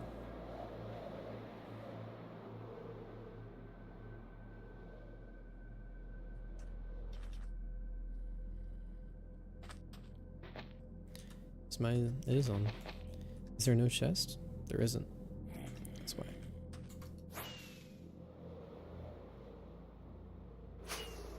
Let's look at this village. There's always some stuff near villages. I guess not, but that's okay. Trouser Streak adds a lot of things. It's, from what I can tell, a more of like a mod for griefing. But I use it for the little outlines you see around spawners, because what it does is it tells you whether or not a spawner has been activated, and a spawner only activates if a player is within like 20 blocks. So if you see a spawner activated, you know someone's been there. And people like to hide a lot of items in spawners because people didn't really think to check those for a long time. So it used to be a really good way to hide, you know, items, but now you can see when it's been loaded. So whenever I see those, I always check them. So far I haven't found anything, but you know, eventually I should be able to if I look for long enough. Ooh, the armor templates, I'm definitely going to take those. I don't have any of those yet. Here, let me make sure I have new chunks on.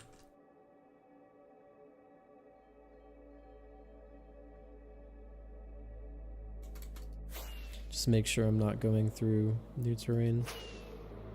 I'm pretty sure. Oh, okay. So this is all being generated by me then. So I don't want to go here because I'm just going to be wasting my time.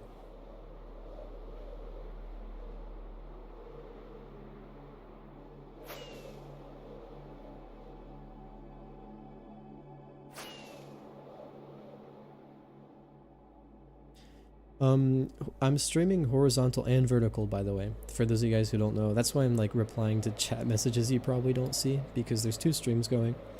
I'm doing both because I was kind of curious like whether or not vertical or horizontal would be better, and right now We peaked at around 60 something viewers on the vertical.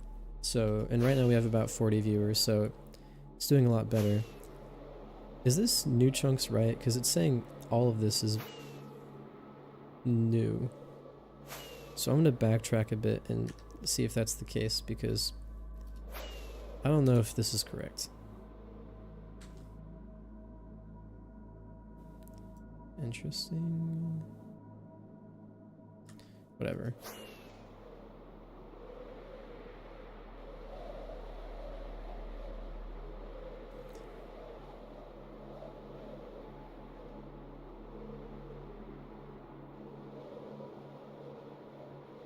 You found half a dub in one of those spawners? Yeah. They're just inconsistent. Like, you can find some stuff sometimes, but other times just nothing.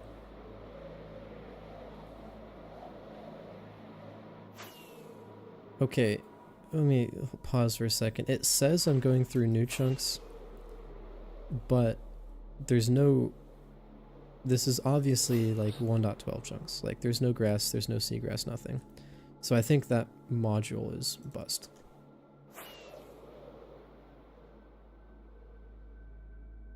So we're just going to keep going. There shouldn't be that many new chunks out here yet anyways.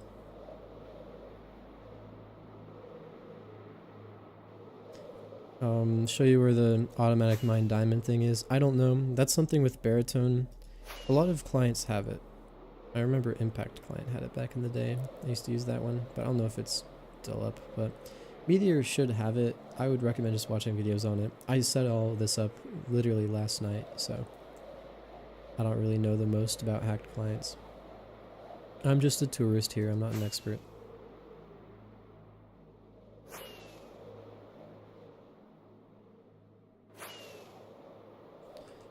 Yeah, the vertical stream stats are interesting because I think what happens is I've never really gotten recommended a horizontal live stream on YouTube, like the homepage, and I've never really like clicked on one. But when I'm scrolling through not reels, but YouTube shorts, every so often I'll get a live stream. And that's actually, I found this other channel. You guys should really check him out. Especially if you're like in the EU time zone and those stream times work better for you. His name's Rickson. He does 2B2T content, has around like 20,000 subscribers. His streams, one of his streams did really well yesterday. And that actually gave me the idea to start streaming on 2B2T again. Like, I've been wanting to do it for ages, but I was like, oh, no one's gonna watch it, that sort of thing. Like, I just figured it was like a bygone era type of thing, but his stream did really well, so I figured, you know what, screw it, we're gonna try it.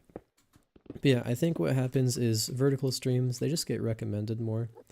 Like, people actually are shown them when they're just browsing through YouTube Shorts, and you know, obviously, like, they can be clipped for shorts too, which makes them a little bit better in some ways, but it seems like horizontal streams, like, you know, normal live streams, unless you're on Twitch, like, people don't really check channels to see if there's, you know, active live streams going. So if you don't know when a streamer is streaming, like, this stream is really spontaneous. Like, you know, I haven't streamed in a while. I didn't give you guys that much of a notice. Imagine there's a lot of new people here just from being shown on, you know, YouTube Shorts. How far out are you hunting? I'm a little over 200,000 blocks. Just flying parallel to one of the highways, just seeing what we can find.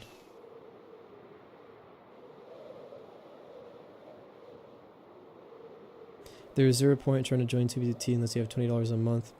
Yeah, you can't really do it. Like, unless you just want to get on and see the spawn, try to escape, maybe play like 2 hours, just trying to escape spawn, then you can do that if you're willing to get on like 12 hours before, like wake up in the morning, get into queue, and then after dinner that evening, get on. But like, sometimes you get disconnected, it's just terrible. You can't really do it without priority queue.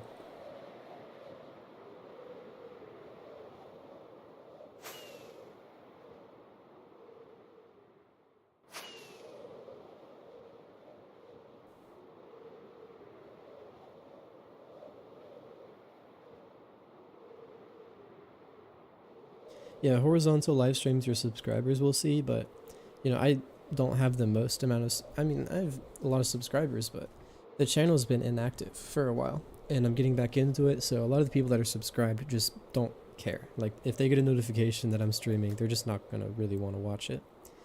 So Shorts seems like it just recommends it to people who might be interested, which... The highlighted boxes are... There's a couple different things. The green ones, those tell me when I'm loading new chunks, meaning that no one's already been here, and that way I know I'm not searching a place where a base can't be. Like, if I'm loading a chunk for the first time, then there's no way someone else was there first. So I'm not going to find anything there. And then these little yellow boxes, they just tell me where chests are. That way, you know, I can see dungeons underground and all that stuff. Ooh, coast. I need that. And then the green ones, like the little green lines, those are tunnels. So when someone, you know, digs a 2x1 tunnel, it highlights it in green. So I can tell where people were mining, and sometimes people's mines, they lead back to their bases. So if you would have missed a base, if you follow, like, if you just see a long strip of mines, then you know someone was mining there, and you know there's probably a base attached to it. So a lot of pretty cool stuff you can do.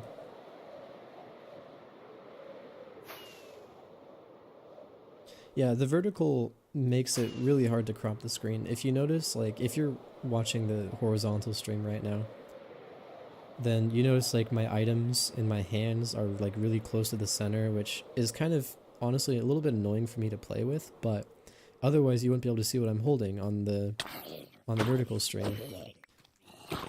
But vertical streams, I don't know, they're not that bad. Like, it's, you kind of get used to it. The cropping isn't the end of the world. If you crop it right, then it's fine.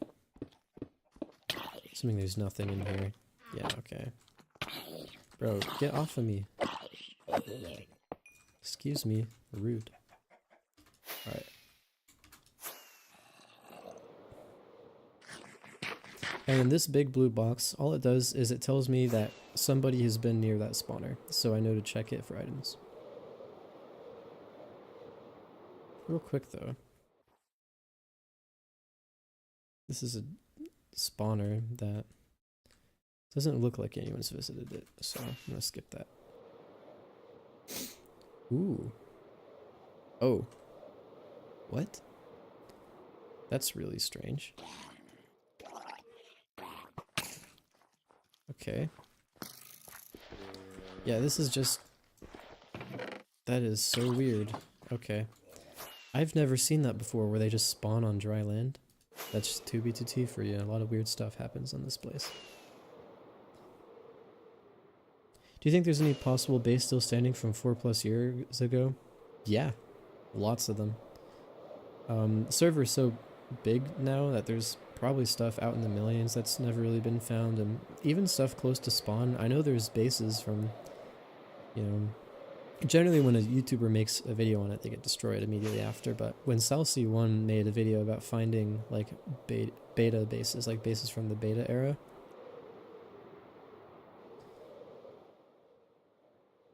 when he made that video, like, there were some bases that were recognizable. Like, they had some griefing for sure, but yeah, you could tell what it was at some point. Bro, get out of here. Oh no, we're being jumped. They followed me down the hole. Oh wow. It just doesn't stop. Okay. And all that for nothing. That's okay. You miss all the shots you don't take. So. Yeah, like, there's definitely things still standing.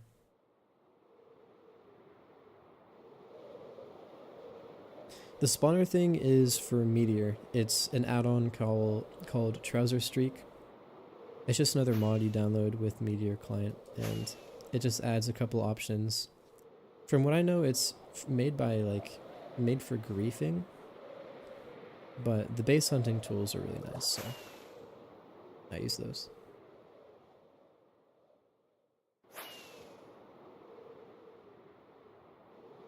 Yeah, I'm glad you're liking the stream.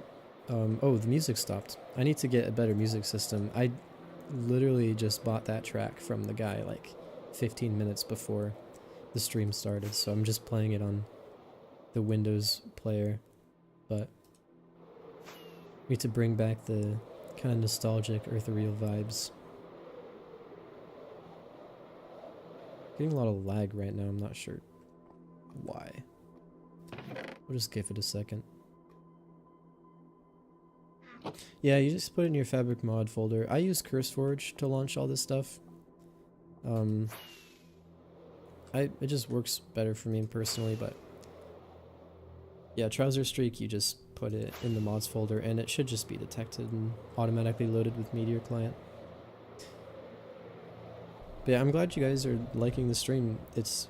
I just hoping to do something chill, like Sunday morning live streams. I'll probably start doing this more often. It's just a nice way to, you know, get up in the morning, chill, talk to people. Yeah, 16 hours in the server, it's pretty hard to get in, unless you want to buy priority queue. Like, legitimately, your best option is to get up in the morning, get into queue, hope you don't crash, and then get on, like, after dinner. Or you can, you know, pay up 20 shillings and do it that way, which is what I'm doing right now. But, you know, I make videos, so it's, you know, reasonable for me, but for a lot of people, it's just not in reach. At some point, I might explore some alternative, like, servers that, you know... Oh. This is weird. This is a very strange looking house. Somebody did not do a good job building this. It's not up to... Oh, baby zombie, run! Do not want to deal with that.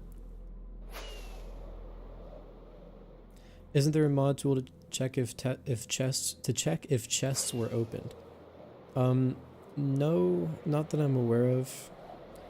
Because it's just chests. The only reason it works with spawners is because when... Oh, there's going to be a base here, that's for sure. You gotta check that out. But the only reason it works with spawners is just because when you get within 20 blocks of a spawner, it turns on. So you can very easily tell when someone's been here. Like, it changes the state of the block. I don't think opening a chest really changes what's in it.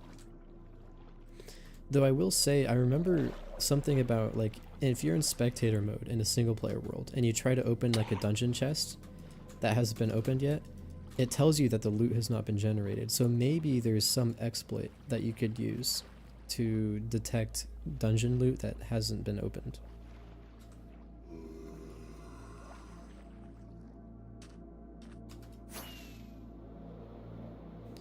Wait, did someone donate in chat?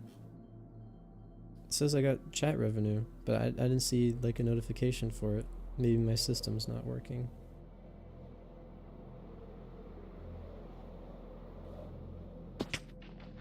I feel bad. Here. Oh! Jeez. Oh my. That's terrifying. Okay. We're good.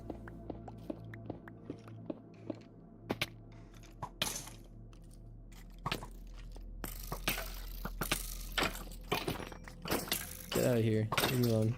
Alright. Oh my gosh, this guy's fast. Not fast enough, though.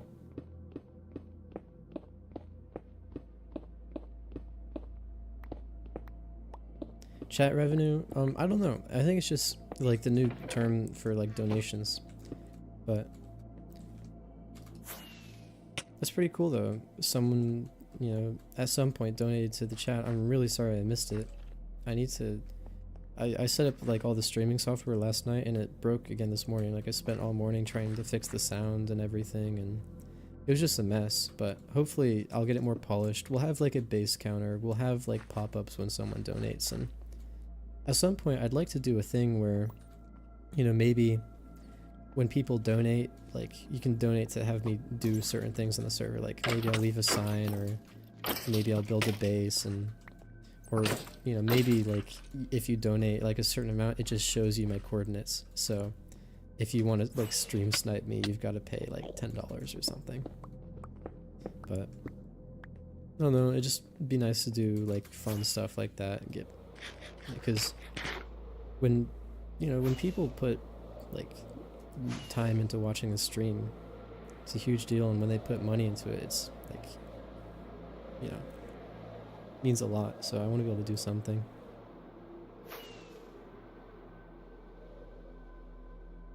I don't know if you need like a certain subscriber count to unlock it though.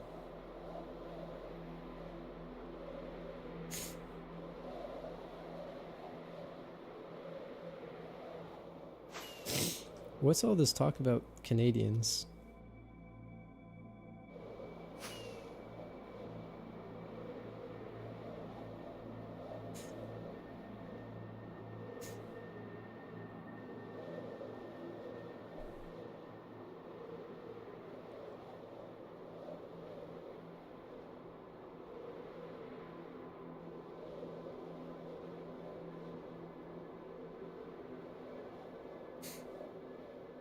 Oh, here's something. Is it just an elytra tower? It might just be an elytra tower. I don't think there's anything here. We'll just move on.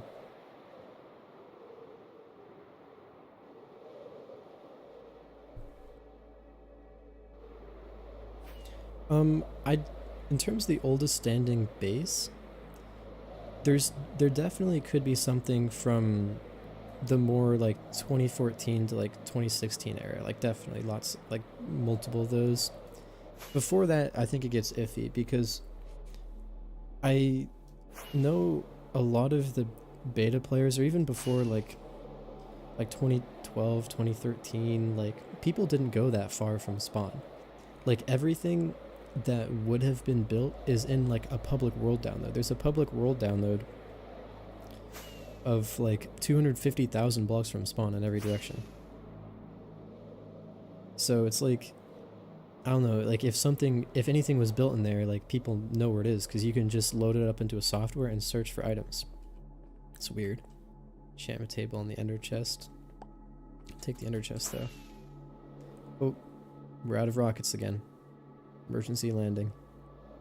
I have to place another ender chest, but yeah, like there's probably not anything left standing from the really old era just because of, you know, everything it takes for a base to last. Like it needs to be far, and people, like a lot of people do what I do. Like a lot of people don't even build bases, they just search for bases, like, and they sink hours into it, so a lot of it's probably been found. Get rid of some of this stuff.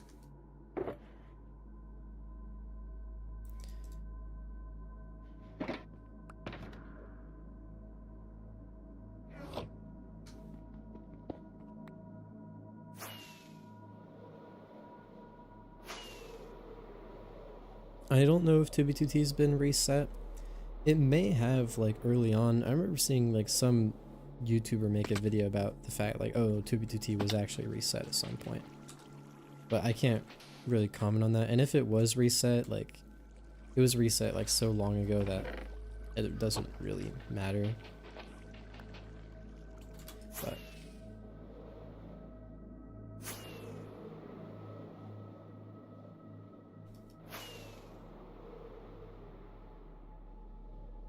oh yeah, people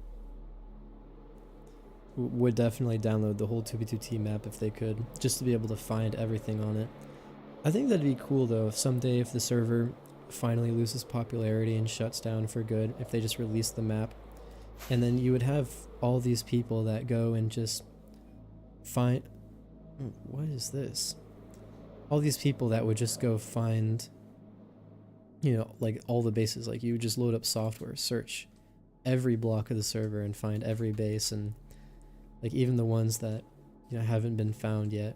That's strange though, we got an iceberg in the middle of a forest. Really weird. And a polar bear.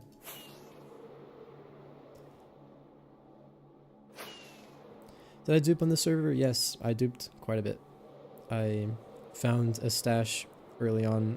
I wasn't found a stash, I was given one by just a random player who was kind. And I took all the items and I just duped the heck out of them. All that stuff is long gone now. That's like 2019. The base wasn't far enough from the axis. It was like a million blocks out, but people found it. People took the stuff. The green squares below the ground are new chunks. That's how I know that, like, when I start heading towards those, it means that I'm the first person to load those chunks, so there can't be a base there. So I have to stay out of those.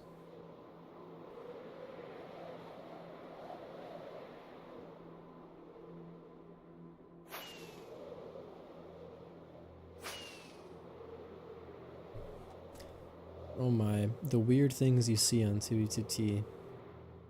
It's a whole pillager outpost floating in the air.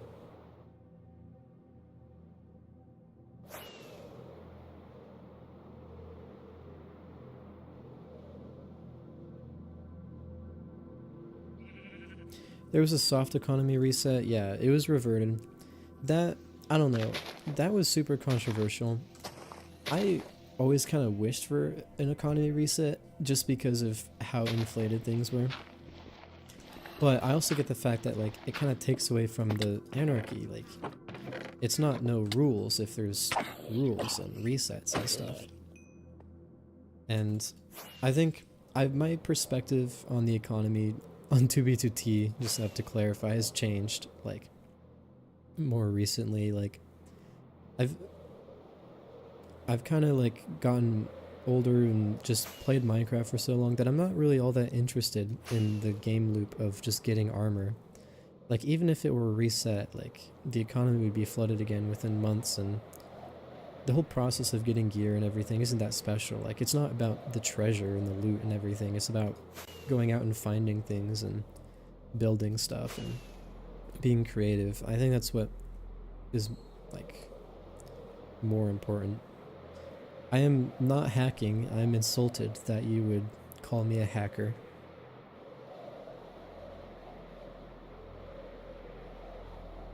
Yeah, we're just on 2b2t searching for bases. Just looking around and seeing what we can find.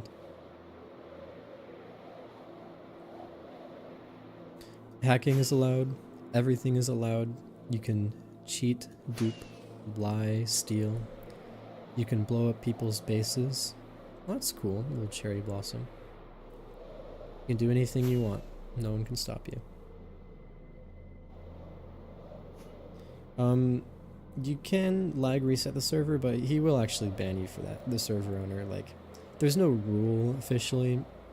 It's not even, like, posts will get taken down that talk about this, so even I'm technically not supposed to talk about it, but, like, if you, I don't know, like, somehow, like, hack the server or, you know, lag it into oblivion or make it hard to play, like, he will ban you. Well, he won't ban you, but he'll take away your priority queue, which with a 16-hour wait basically is a ban. I think they did increase the max render distance. I have it a little bit low right now, but we can turn it up a bit, and I think it's like a solid 12 chunks now. It's pretty nice. Ooh, we've got tunnels here, so maybe there's a base. A little mini farm here. But let's check this out. Some X-ray tunnels. It doesn't look like they lead anywhere though. Someone probably just stopped and... Yep, there's the hole. Oh, I did not mean to go fifth person. There we go.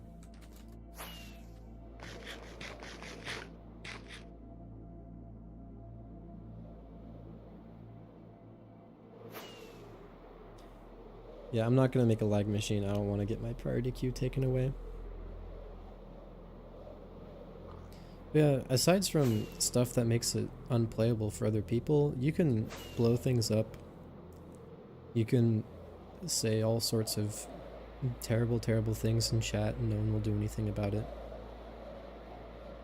You can build obscene structures and... Oh, that's... I loaded that one in.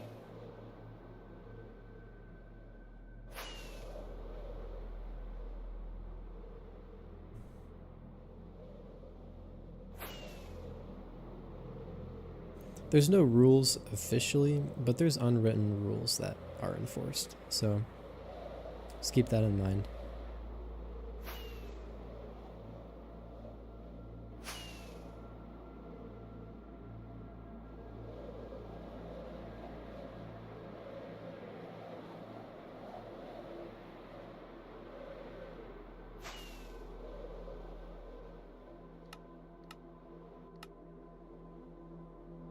see, maybe there's something in here. Oh, baby zombie.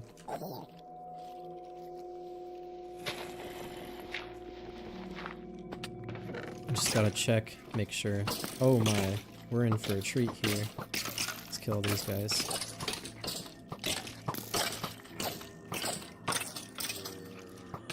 Yeah, the weight makes it really hard to play, unless you want to, you know, buy priority queue. I will say though, the test server is online, and the test server is also like a queue.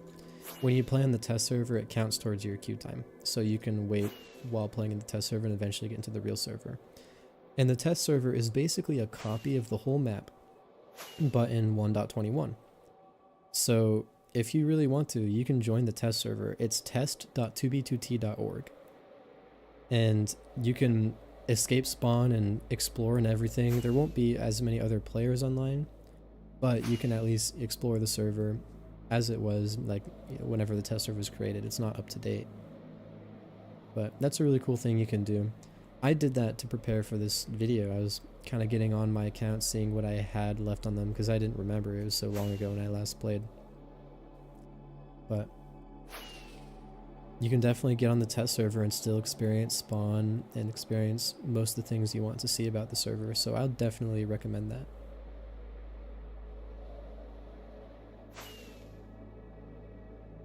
Turn the volume up. Is the volume okay for you guys? Is the music loud enough? Is my voice loud enough? There's no like particular lead that I'm following right now. I'm just kind of flying parallel to the main highway, just seeing what I can find. And so far we've found one like base that was like actually built up, and then a couple other just really smaller ones. But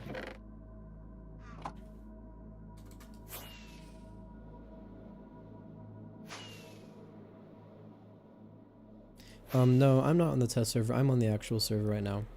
But I did play in the test server just to see like which account I should get on, because I honestly didn't know where my accounts was. I had one account that was like out in the millions, so I didn't want to get on that one for this video or for this live stream. But the test server is great because you can experience spawn. It's relatively modern. Obviously, like it runs side by side with the normal server, so anything I build now will not show up on the test server. What the heck? What on earth?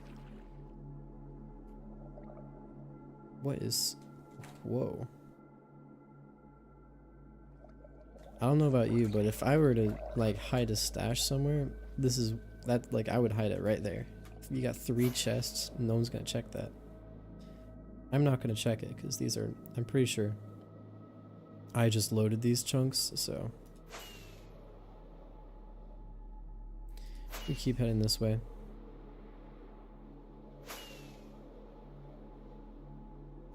There's music. I'll turn up the music a little bit. It's a really nice track. You guys should check out the guy who made it. His channel name is Retrovex Ambient. He just makes like really kind of nostalgic, like ethereal vibes music, and it's pretty cool. It's worth checking out.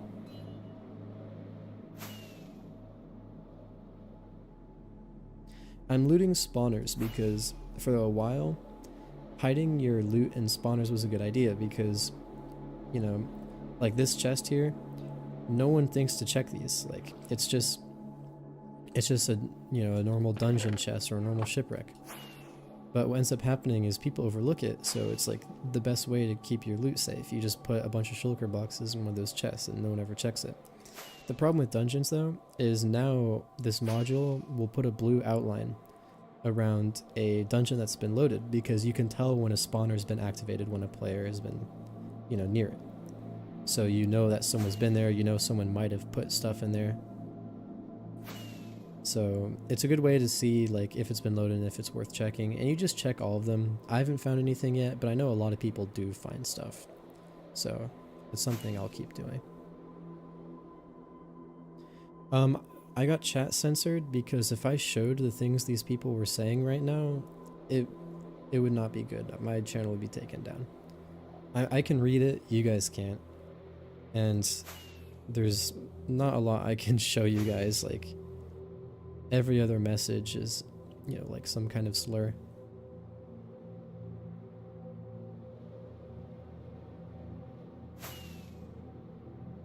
Now we're actually far enough out to where we're following chunk trails instead of just flying aimlessly. Like someone's been this way. And I know because of the green lines like showing me where I'm generating chunks. This little line in the middle with no green boxes means that someone else was here. So I'm just going to follow their tracks, see where they led. See if it leads to anything.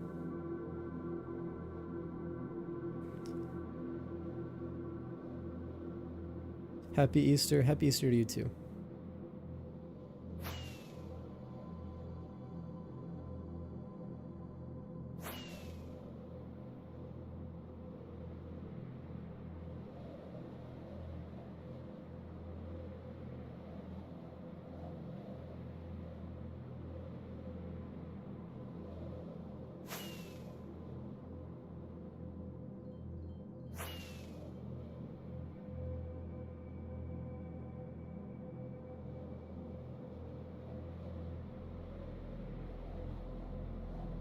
Okay, we're back into old chunks.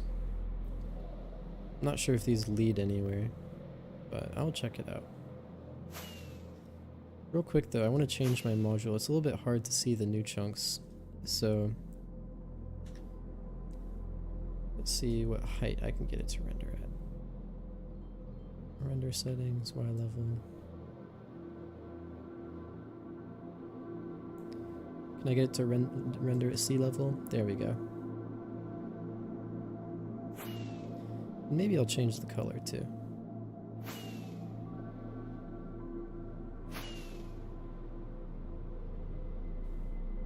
Colors.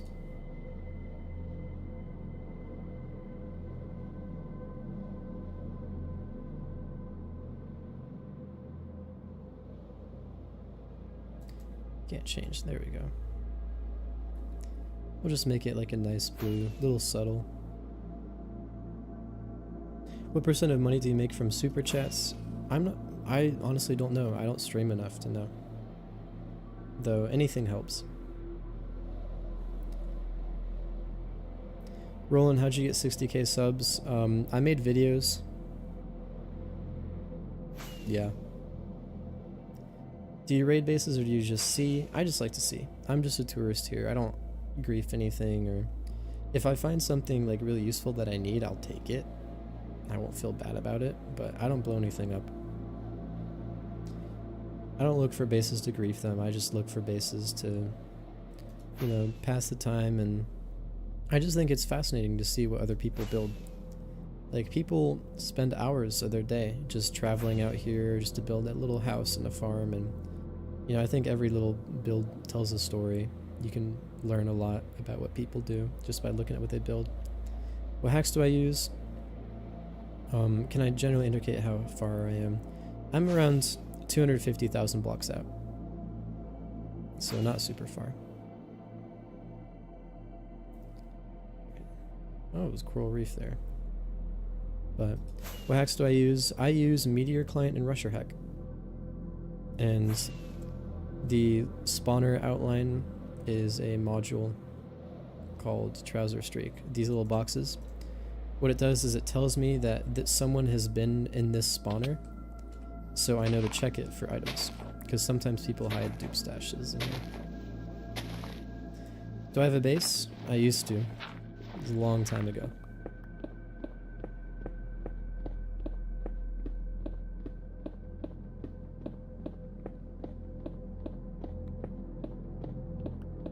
See if there's anything down here. I haven't found anything in these yet. I'm a little bit disappointed, but yeah, you gotta check. Ooh. There's tunnels here.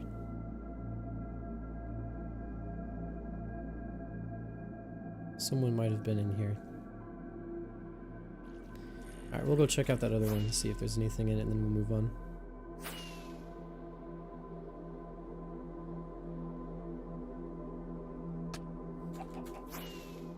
Where is it? It's right here.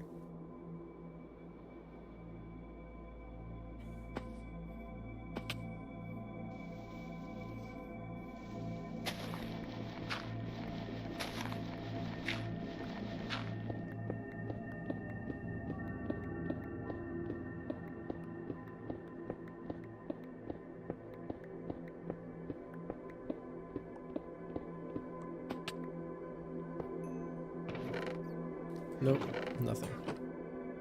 That's interesting though, this probably would have been a stash at some point, because someone's been here.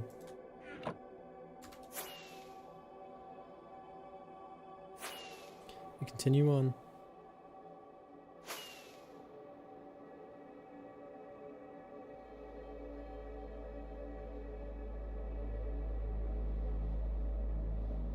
Yeah, underground bases don't really protect you, like, I can see everything, like I can see all the chests on the ground, so it doesn't make, like, it doesn't really protect you, but underground bases are nice, they're cozy.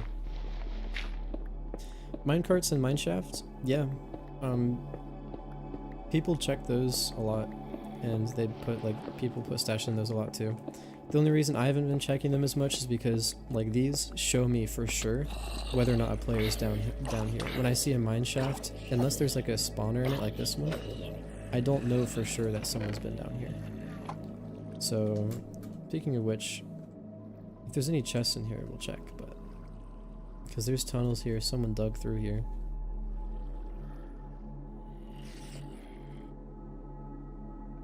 There's another dungeon down here.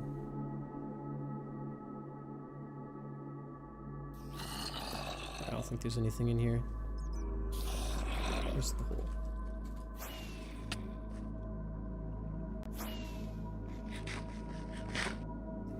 Which way are we going?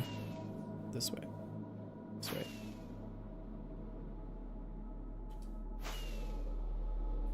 Drooly for the $10. Here's some money for the ice bucket challenge. Oh my gosh. Dude, when we go to the beach later, can you bring a Home Depot bucket? I'll do it then.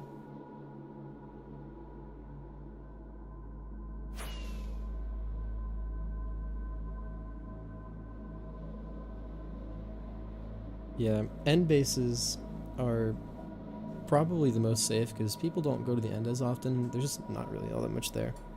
The hard part though is getting stuff to the end. Like, you have to already have everything you want to build with, and you can set up like portal, like pearl teleport chambers and stuff, but it just adds an extra layer of difficulty to building. It's also really empty out there. It can make you go crazy.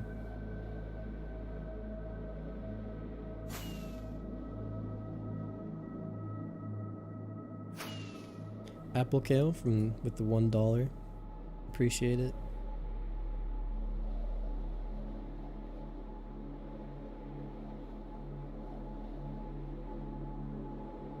Yeah, Spawn's gotten way more destroyed. I was playing 2B2T before, it was a long time ago, but there's still animals and trees near Spawn. Sounds crazy to think that there were trees near Spawn. Oh wow. It's quite the mountain. Gotta go over it.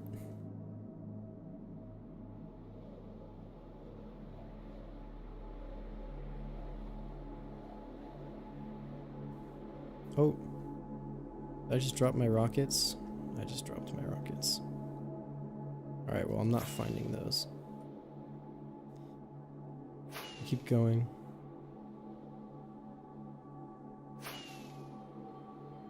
Oh, you got spawn killed? I'm sorry to hear that. That's the way of life.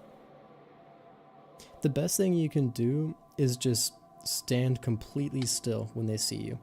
If you think they see you, which they probably do, because remember, these guys have hacks, you just stand completely still and make yourself a very uninteresting target. If you run or try to beg for your life, they'll only want to kill you more. Your best chance is to convince them that you're just not worth the time.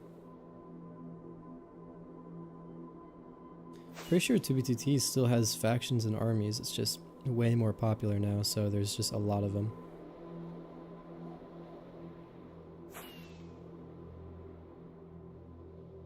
I don't know, 2B2T back then, like, when you watch all the videos about it, it's a little bit over embellished. Like, in the end, it is just a Minecraft server. Like, there's history to it, and I love it, but like, when you hear all the dramatic depictions of like armies and bases and factions and all that stuff, like, it's no different than it is now.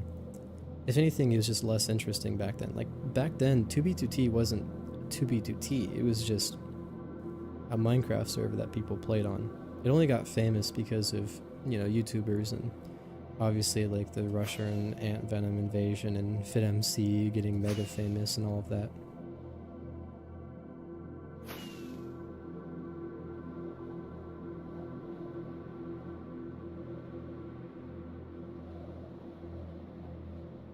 I only play on 2B2T just because I'm not all that interested by like another server. Like, there's not a lot of servers that have this amount of history to it.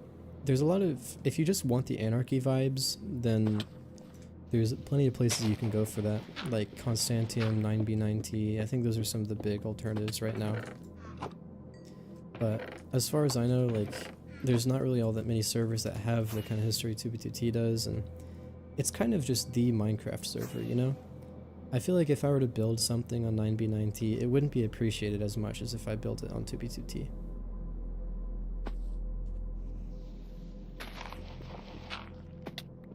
But if you know, can't afford or just don't want to pay $20 for a Minecraft server every month, then, and you just want the anarchy experience, then yeah, I think there's a lot of good alternatives. I just personally don't plan them.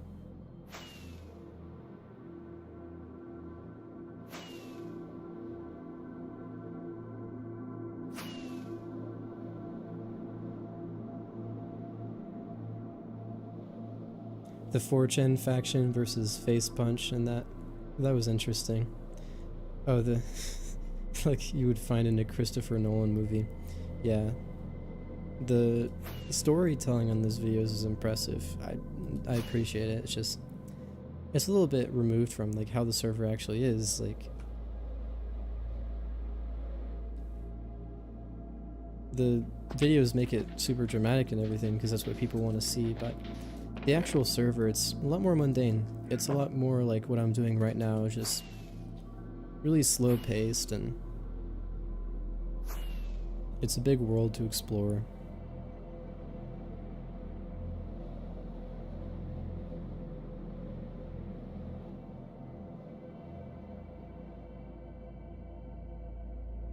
Uh-oh. That was a little bit of a lag spike. We're good though.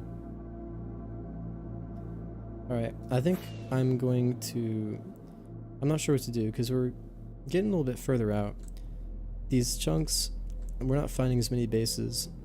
Do you guys want me to keep going? Because the bases we find out, like, out further are going to be more interesting. They're going to be larger, they're going to be less blown up. But we're going to find more stuff just closer to spawn.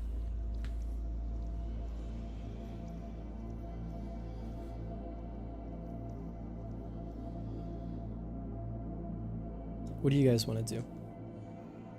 Because we could pretty easily just pop into the nether and, you know, go somewhere else, or we could just put our stuff in an ender chest and die and go check out spawn. Actually, it's 11.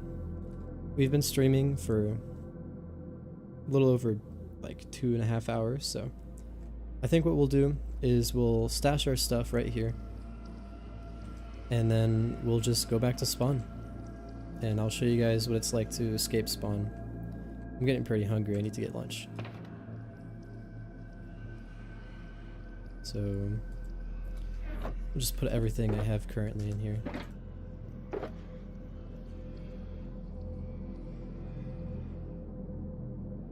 Get all the tools in there.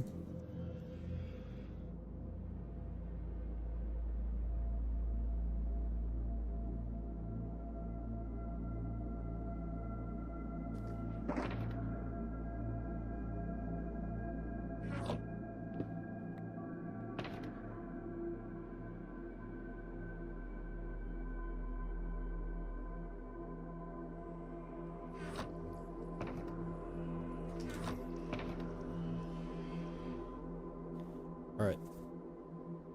Am I not worried about my stuff? Oh, I can just put it in the ender chest and then die, and I'll have it later. I could make a little place to save some stuff, but I don't really have anything to save. I just have what's on me and everything I can fit in the center chest, so.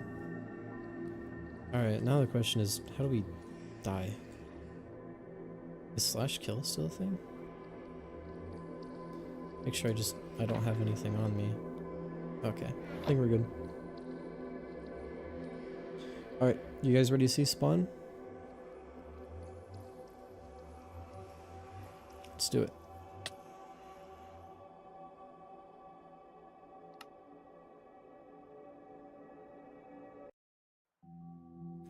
So with the music, turn off the cheats for now. Wow, this is something. This is going to be a challenge, but I think we can do it. Oh, there's somebody. I don't have the name tag on, but by the way they're moving, they probably have cheats, so be real quick. I see the name tag. Yeah, honestly, I don't know how to get out of here. This is tough. Maybe we just die and respawn. Maybe first I'll show you the spawn crater, as it's called. I think that's what it's called. It's just exactly what it sounds like. Down below. Let me turn off the tracers. Where is it? There we go. Down at the bottom of the world, it's just completely bombed out. There's so many withers, so much stuff, it just carves it out. Hello. You found me. Hopefully it doesn't kill me. Oh wow. Dude, thank you so much. Thank you. Man. This, maybe escaping spawn is going to be a little bit too easy. We'll put this stuff away and we'll walk around a little bit.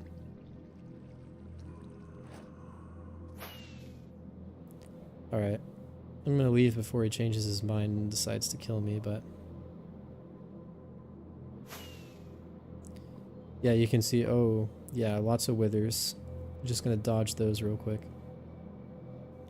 But I'm going to try and find a way out of here so I can show you guys the surface. We're just going to start heading outward and maybe see if we can find a way up. But this crater goes underneath spawn, and it goes for thousands of blocks in every direction. You might think that there's solid ground above it, but down here it's just open. Oh, here's a trench. So let's have a look around here. Look at this. It's just a completely man-made biome.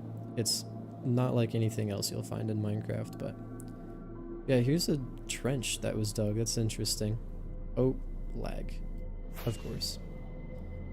But we're gonna head a little bit closer to 0, 0. The new height limit makes this place insane. Like, look how high these go.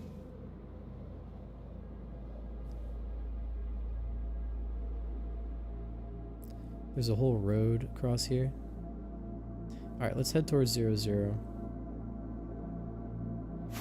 Enough bumbling about. Yeah, there's a lot of cobblestone still. A lot of trenches bombed out. The obsidian sky is still covering a lot of places.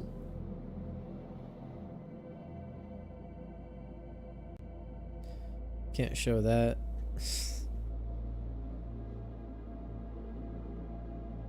I don't know. Some people consider it like the worst server, but I think it's beautiful. Like, I just think you wouldn't find something at this scale anywhere else on the internet. It's not just a Minecraft thing. Like, it's a whole, you know, blank canvas for people to just do whatever they want. And they chose to create this. This is what they chose to do.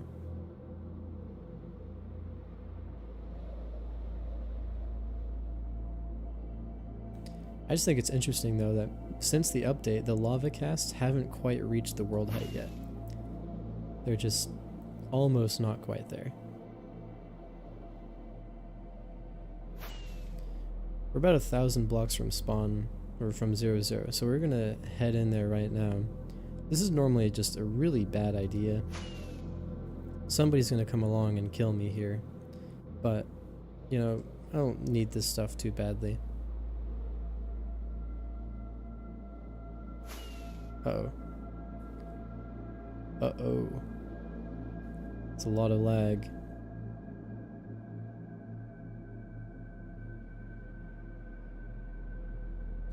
Okay, we're gonna settle down here for a bit because the server's lagging and I don't want to crash and die preemptively.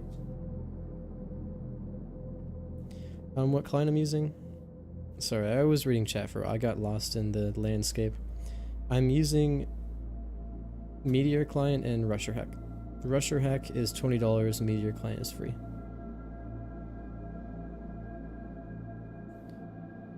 Oh wow, the lag is getting pretty bad. I'm gonna have to pause.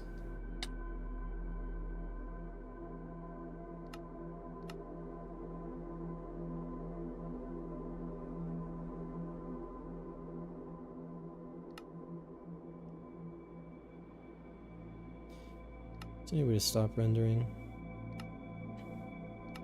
I'm gonna turn off the map just for now. That's what I get around. The TPS is down to 7, which is not usual. Okay, we're gonna die here if I hit something. Oh, is that a warden I hear? I think that's a warden. Sorry guys, I'm just dealing with the lag right now.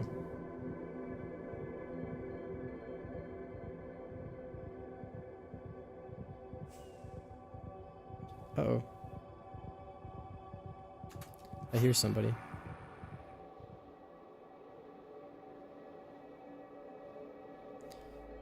Okay, the server's getting too laggy to do anything, so I think it's really weird because the server TPS is down to 8, but for whatever reason my client is lagging way more. Maybe it's just flying around loading all these chunks, but it shouldn't be doing that. It really shouldn't.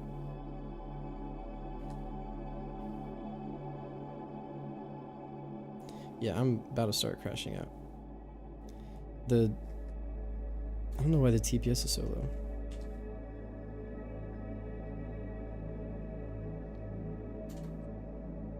Someone messaged me saying hi.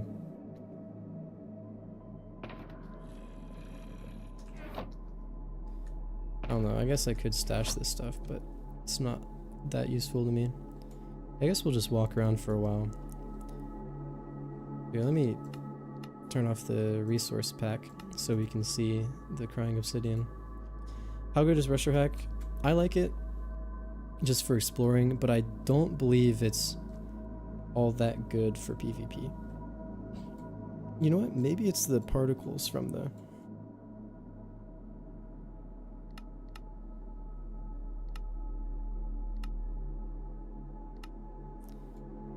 Maybe that'll be better. Oh yeah, okay. That's what it was. It's the particles from the crying obsidian. Or not. Hello? Lag? Okay. I think we're good.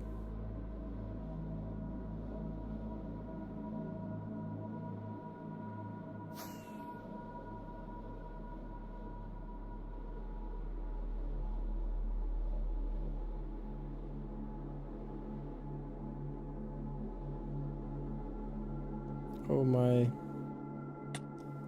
Yeah, okay. Let me see if changing my laptop's power setting helps. It helps a little bit with the lag. It's just loading in everything here.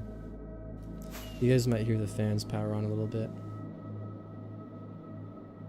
I have 8 gigabytes of RAM and an RTX 4080, so it should not be that big of a deal. I had the laptop on quiet mode though.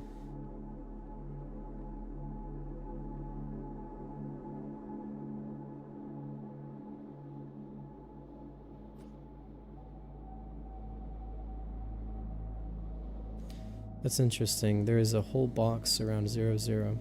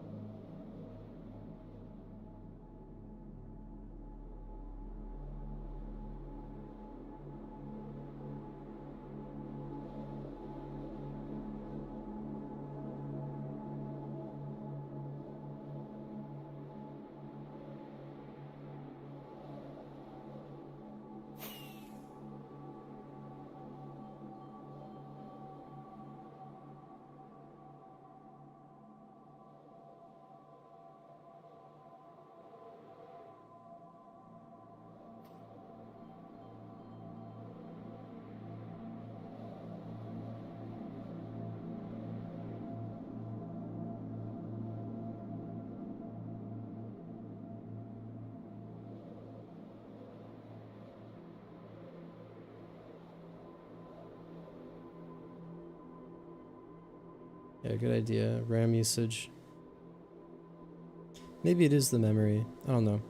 It seems to be working better now that I turned my laptop onto power mode. I am streaming this from a laptop after all. It probably got a little too toasty. Oh, wow. A massive obsidian pyramid. Let's go inside.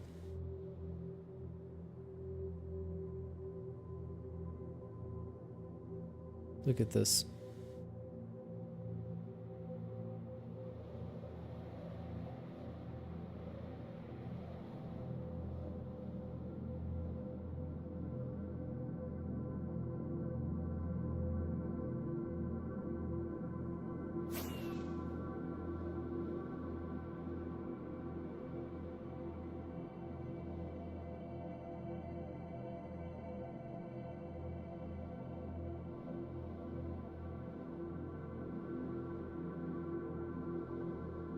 Yeah, if you're not lucky or hacker, 2BTT is unplayable. Yeah, I mean, you can play without hacks. Oh. That's Rusher hack doing its thing. I forgot I had auto disconnect on. Didn't want to end up dying with all my stuff.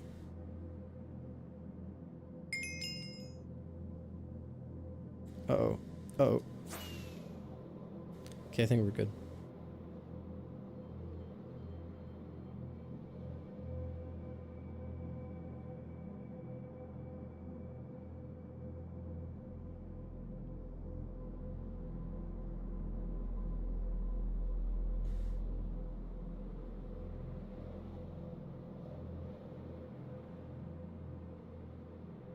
These lava casts are massive. It's larger than mountains in normal Minecraft.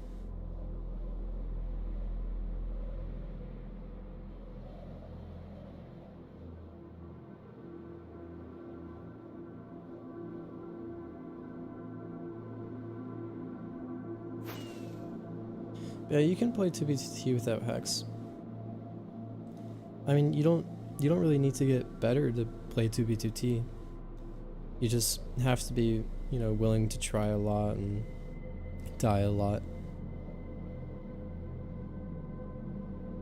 The spawn isn't that hard to escape. You just have to try a couple times, get like a decent spawn, and just walk as far as you can. Maybe you get lucky and some dude gives you an elytra, but most of the time that's not gonna, it might not happen, might happen. Sometimes if you ask in chat, people will bring you an elytra. But if you want to do it yourself, you can always just walk. You can get pretty far just walking. How far is the nearest tree? Let's find out. We're 3,000 blocks away. If you see a tree, let me know. There's still no sunlight. If I turn off full bright, the land is just shrouded in darkness. There's a dirt igloo.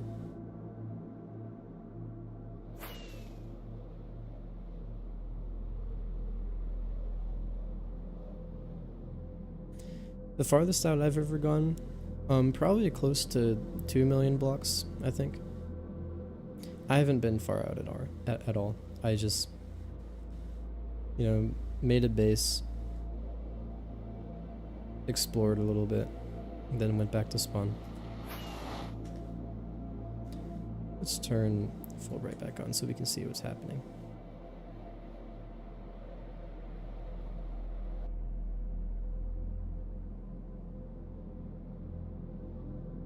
Look at this. There's a battleship here.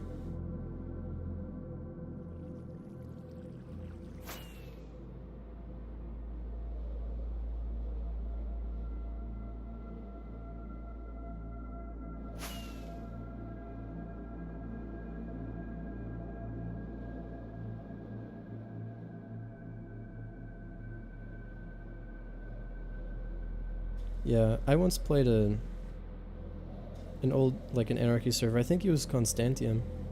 And I just walked out of spawn, made like a little glass dome underwater, and just forgot about it. And I logged in like 4 years later and it was still there.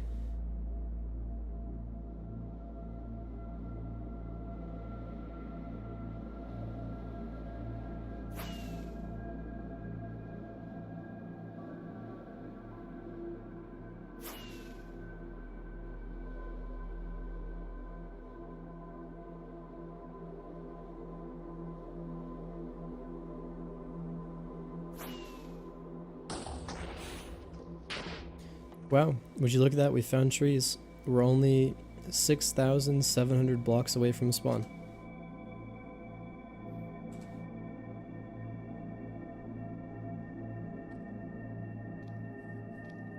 Uh-oh. This guy's here. Take shelter inside the house. Oh, I guess not. Oh. Alright.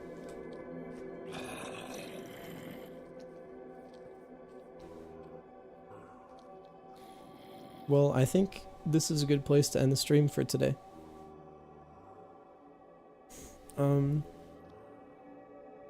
We found at least one cool base. No stashes though, but I'm gonna go grab lunch. Thank you guys for watching. Oh, this skeleton's gonna kill me. If you want this totem, broken elytra, and 23 rockets, you can see my coordinates right now and you can come get it, but I don't think anyone's gonna bother.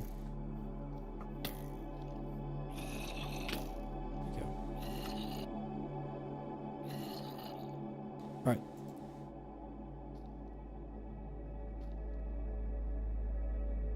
Lame stream, I didn't throw it back. Alright, fine.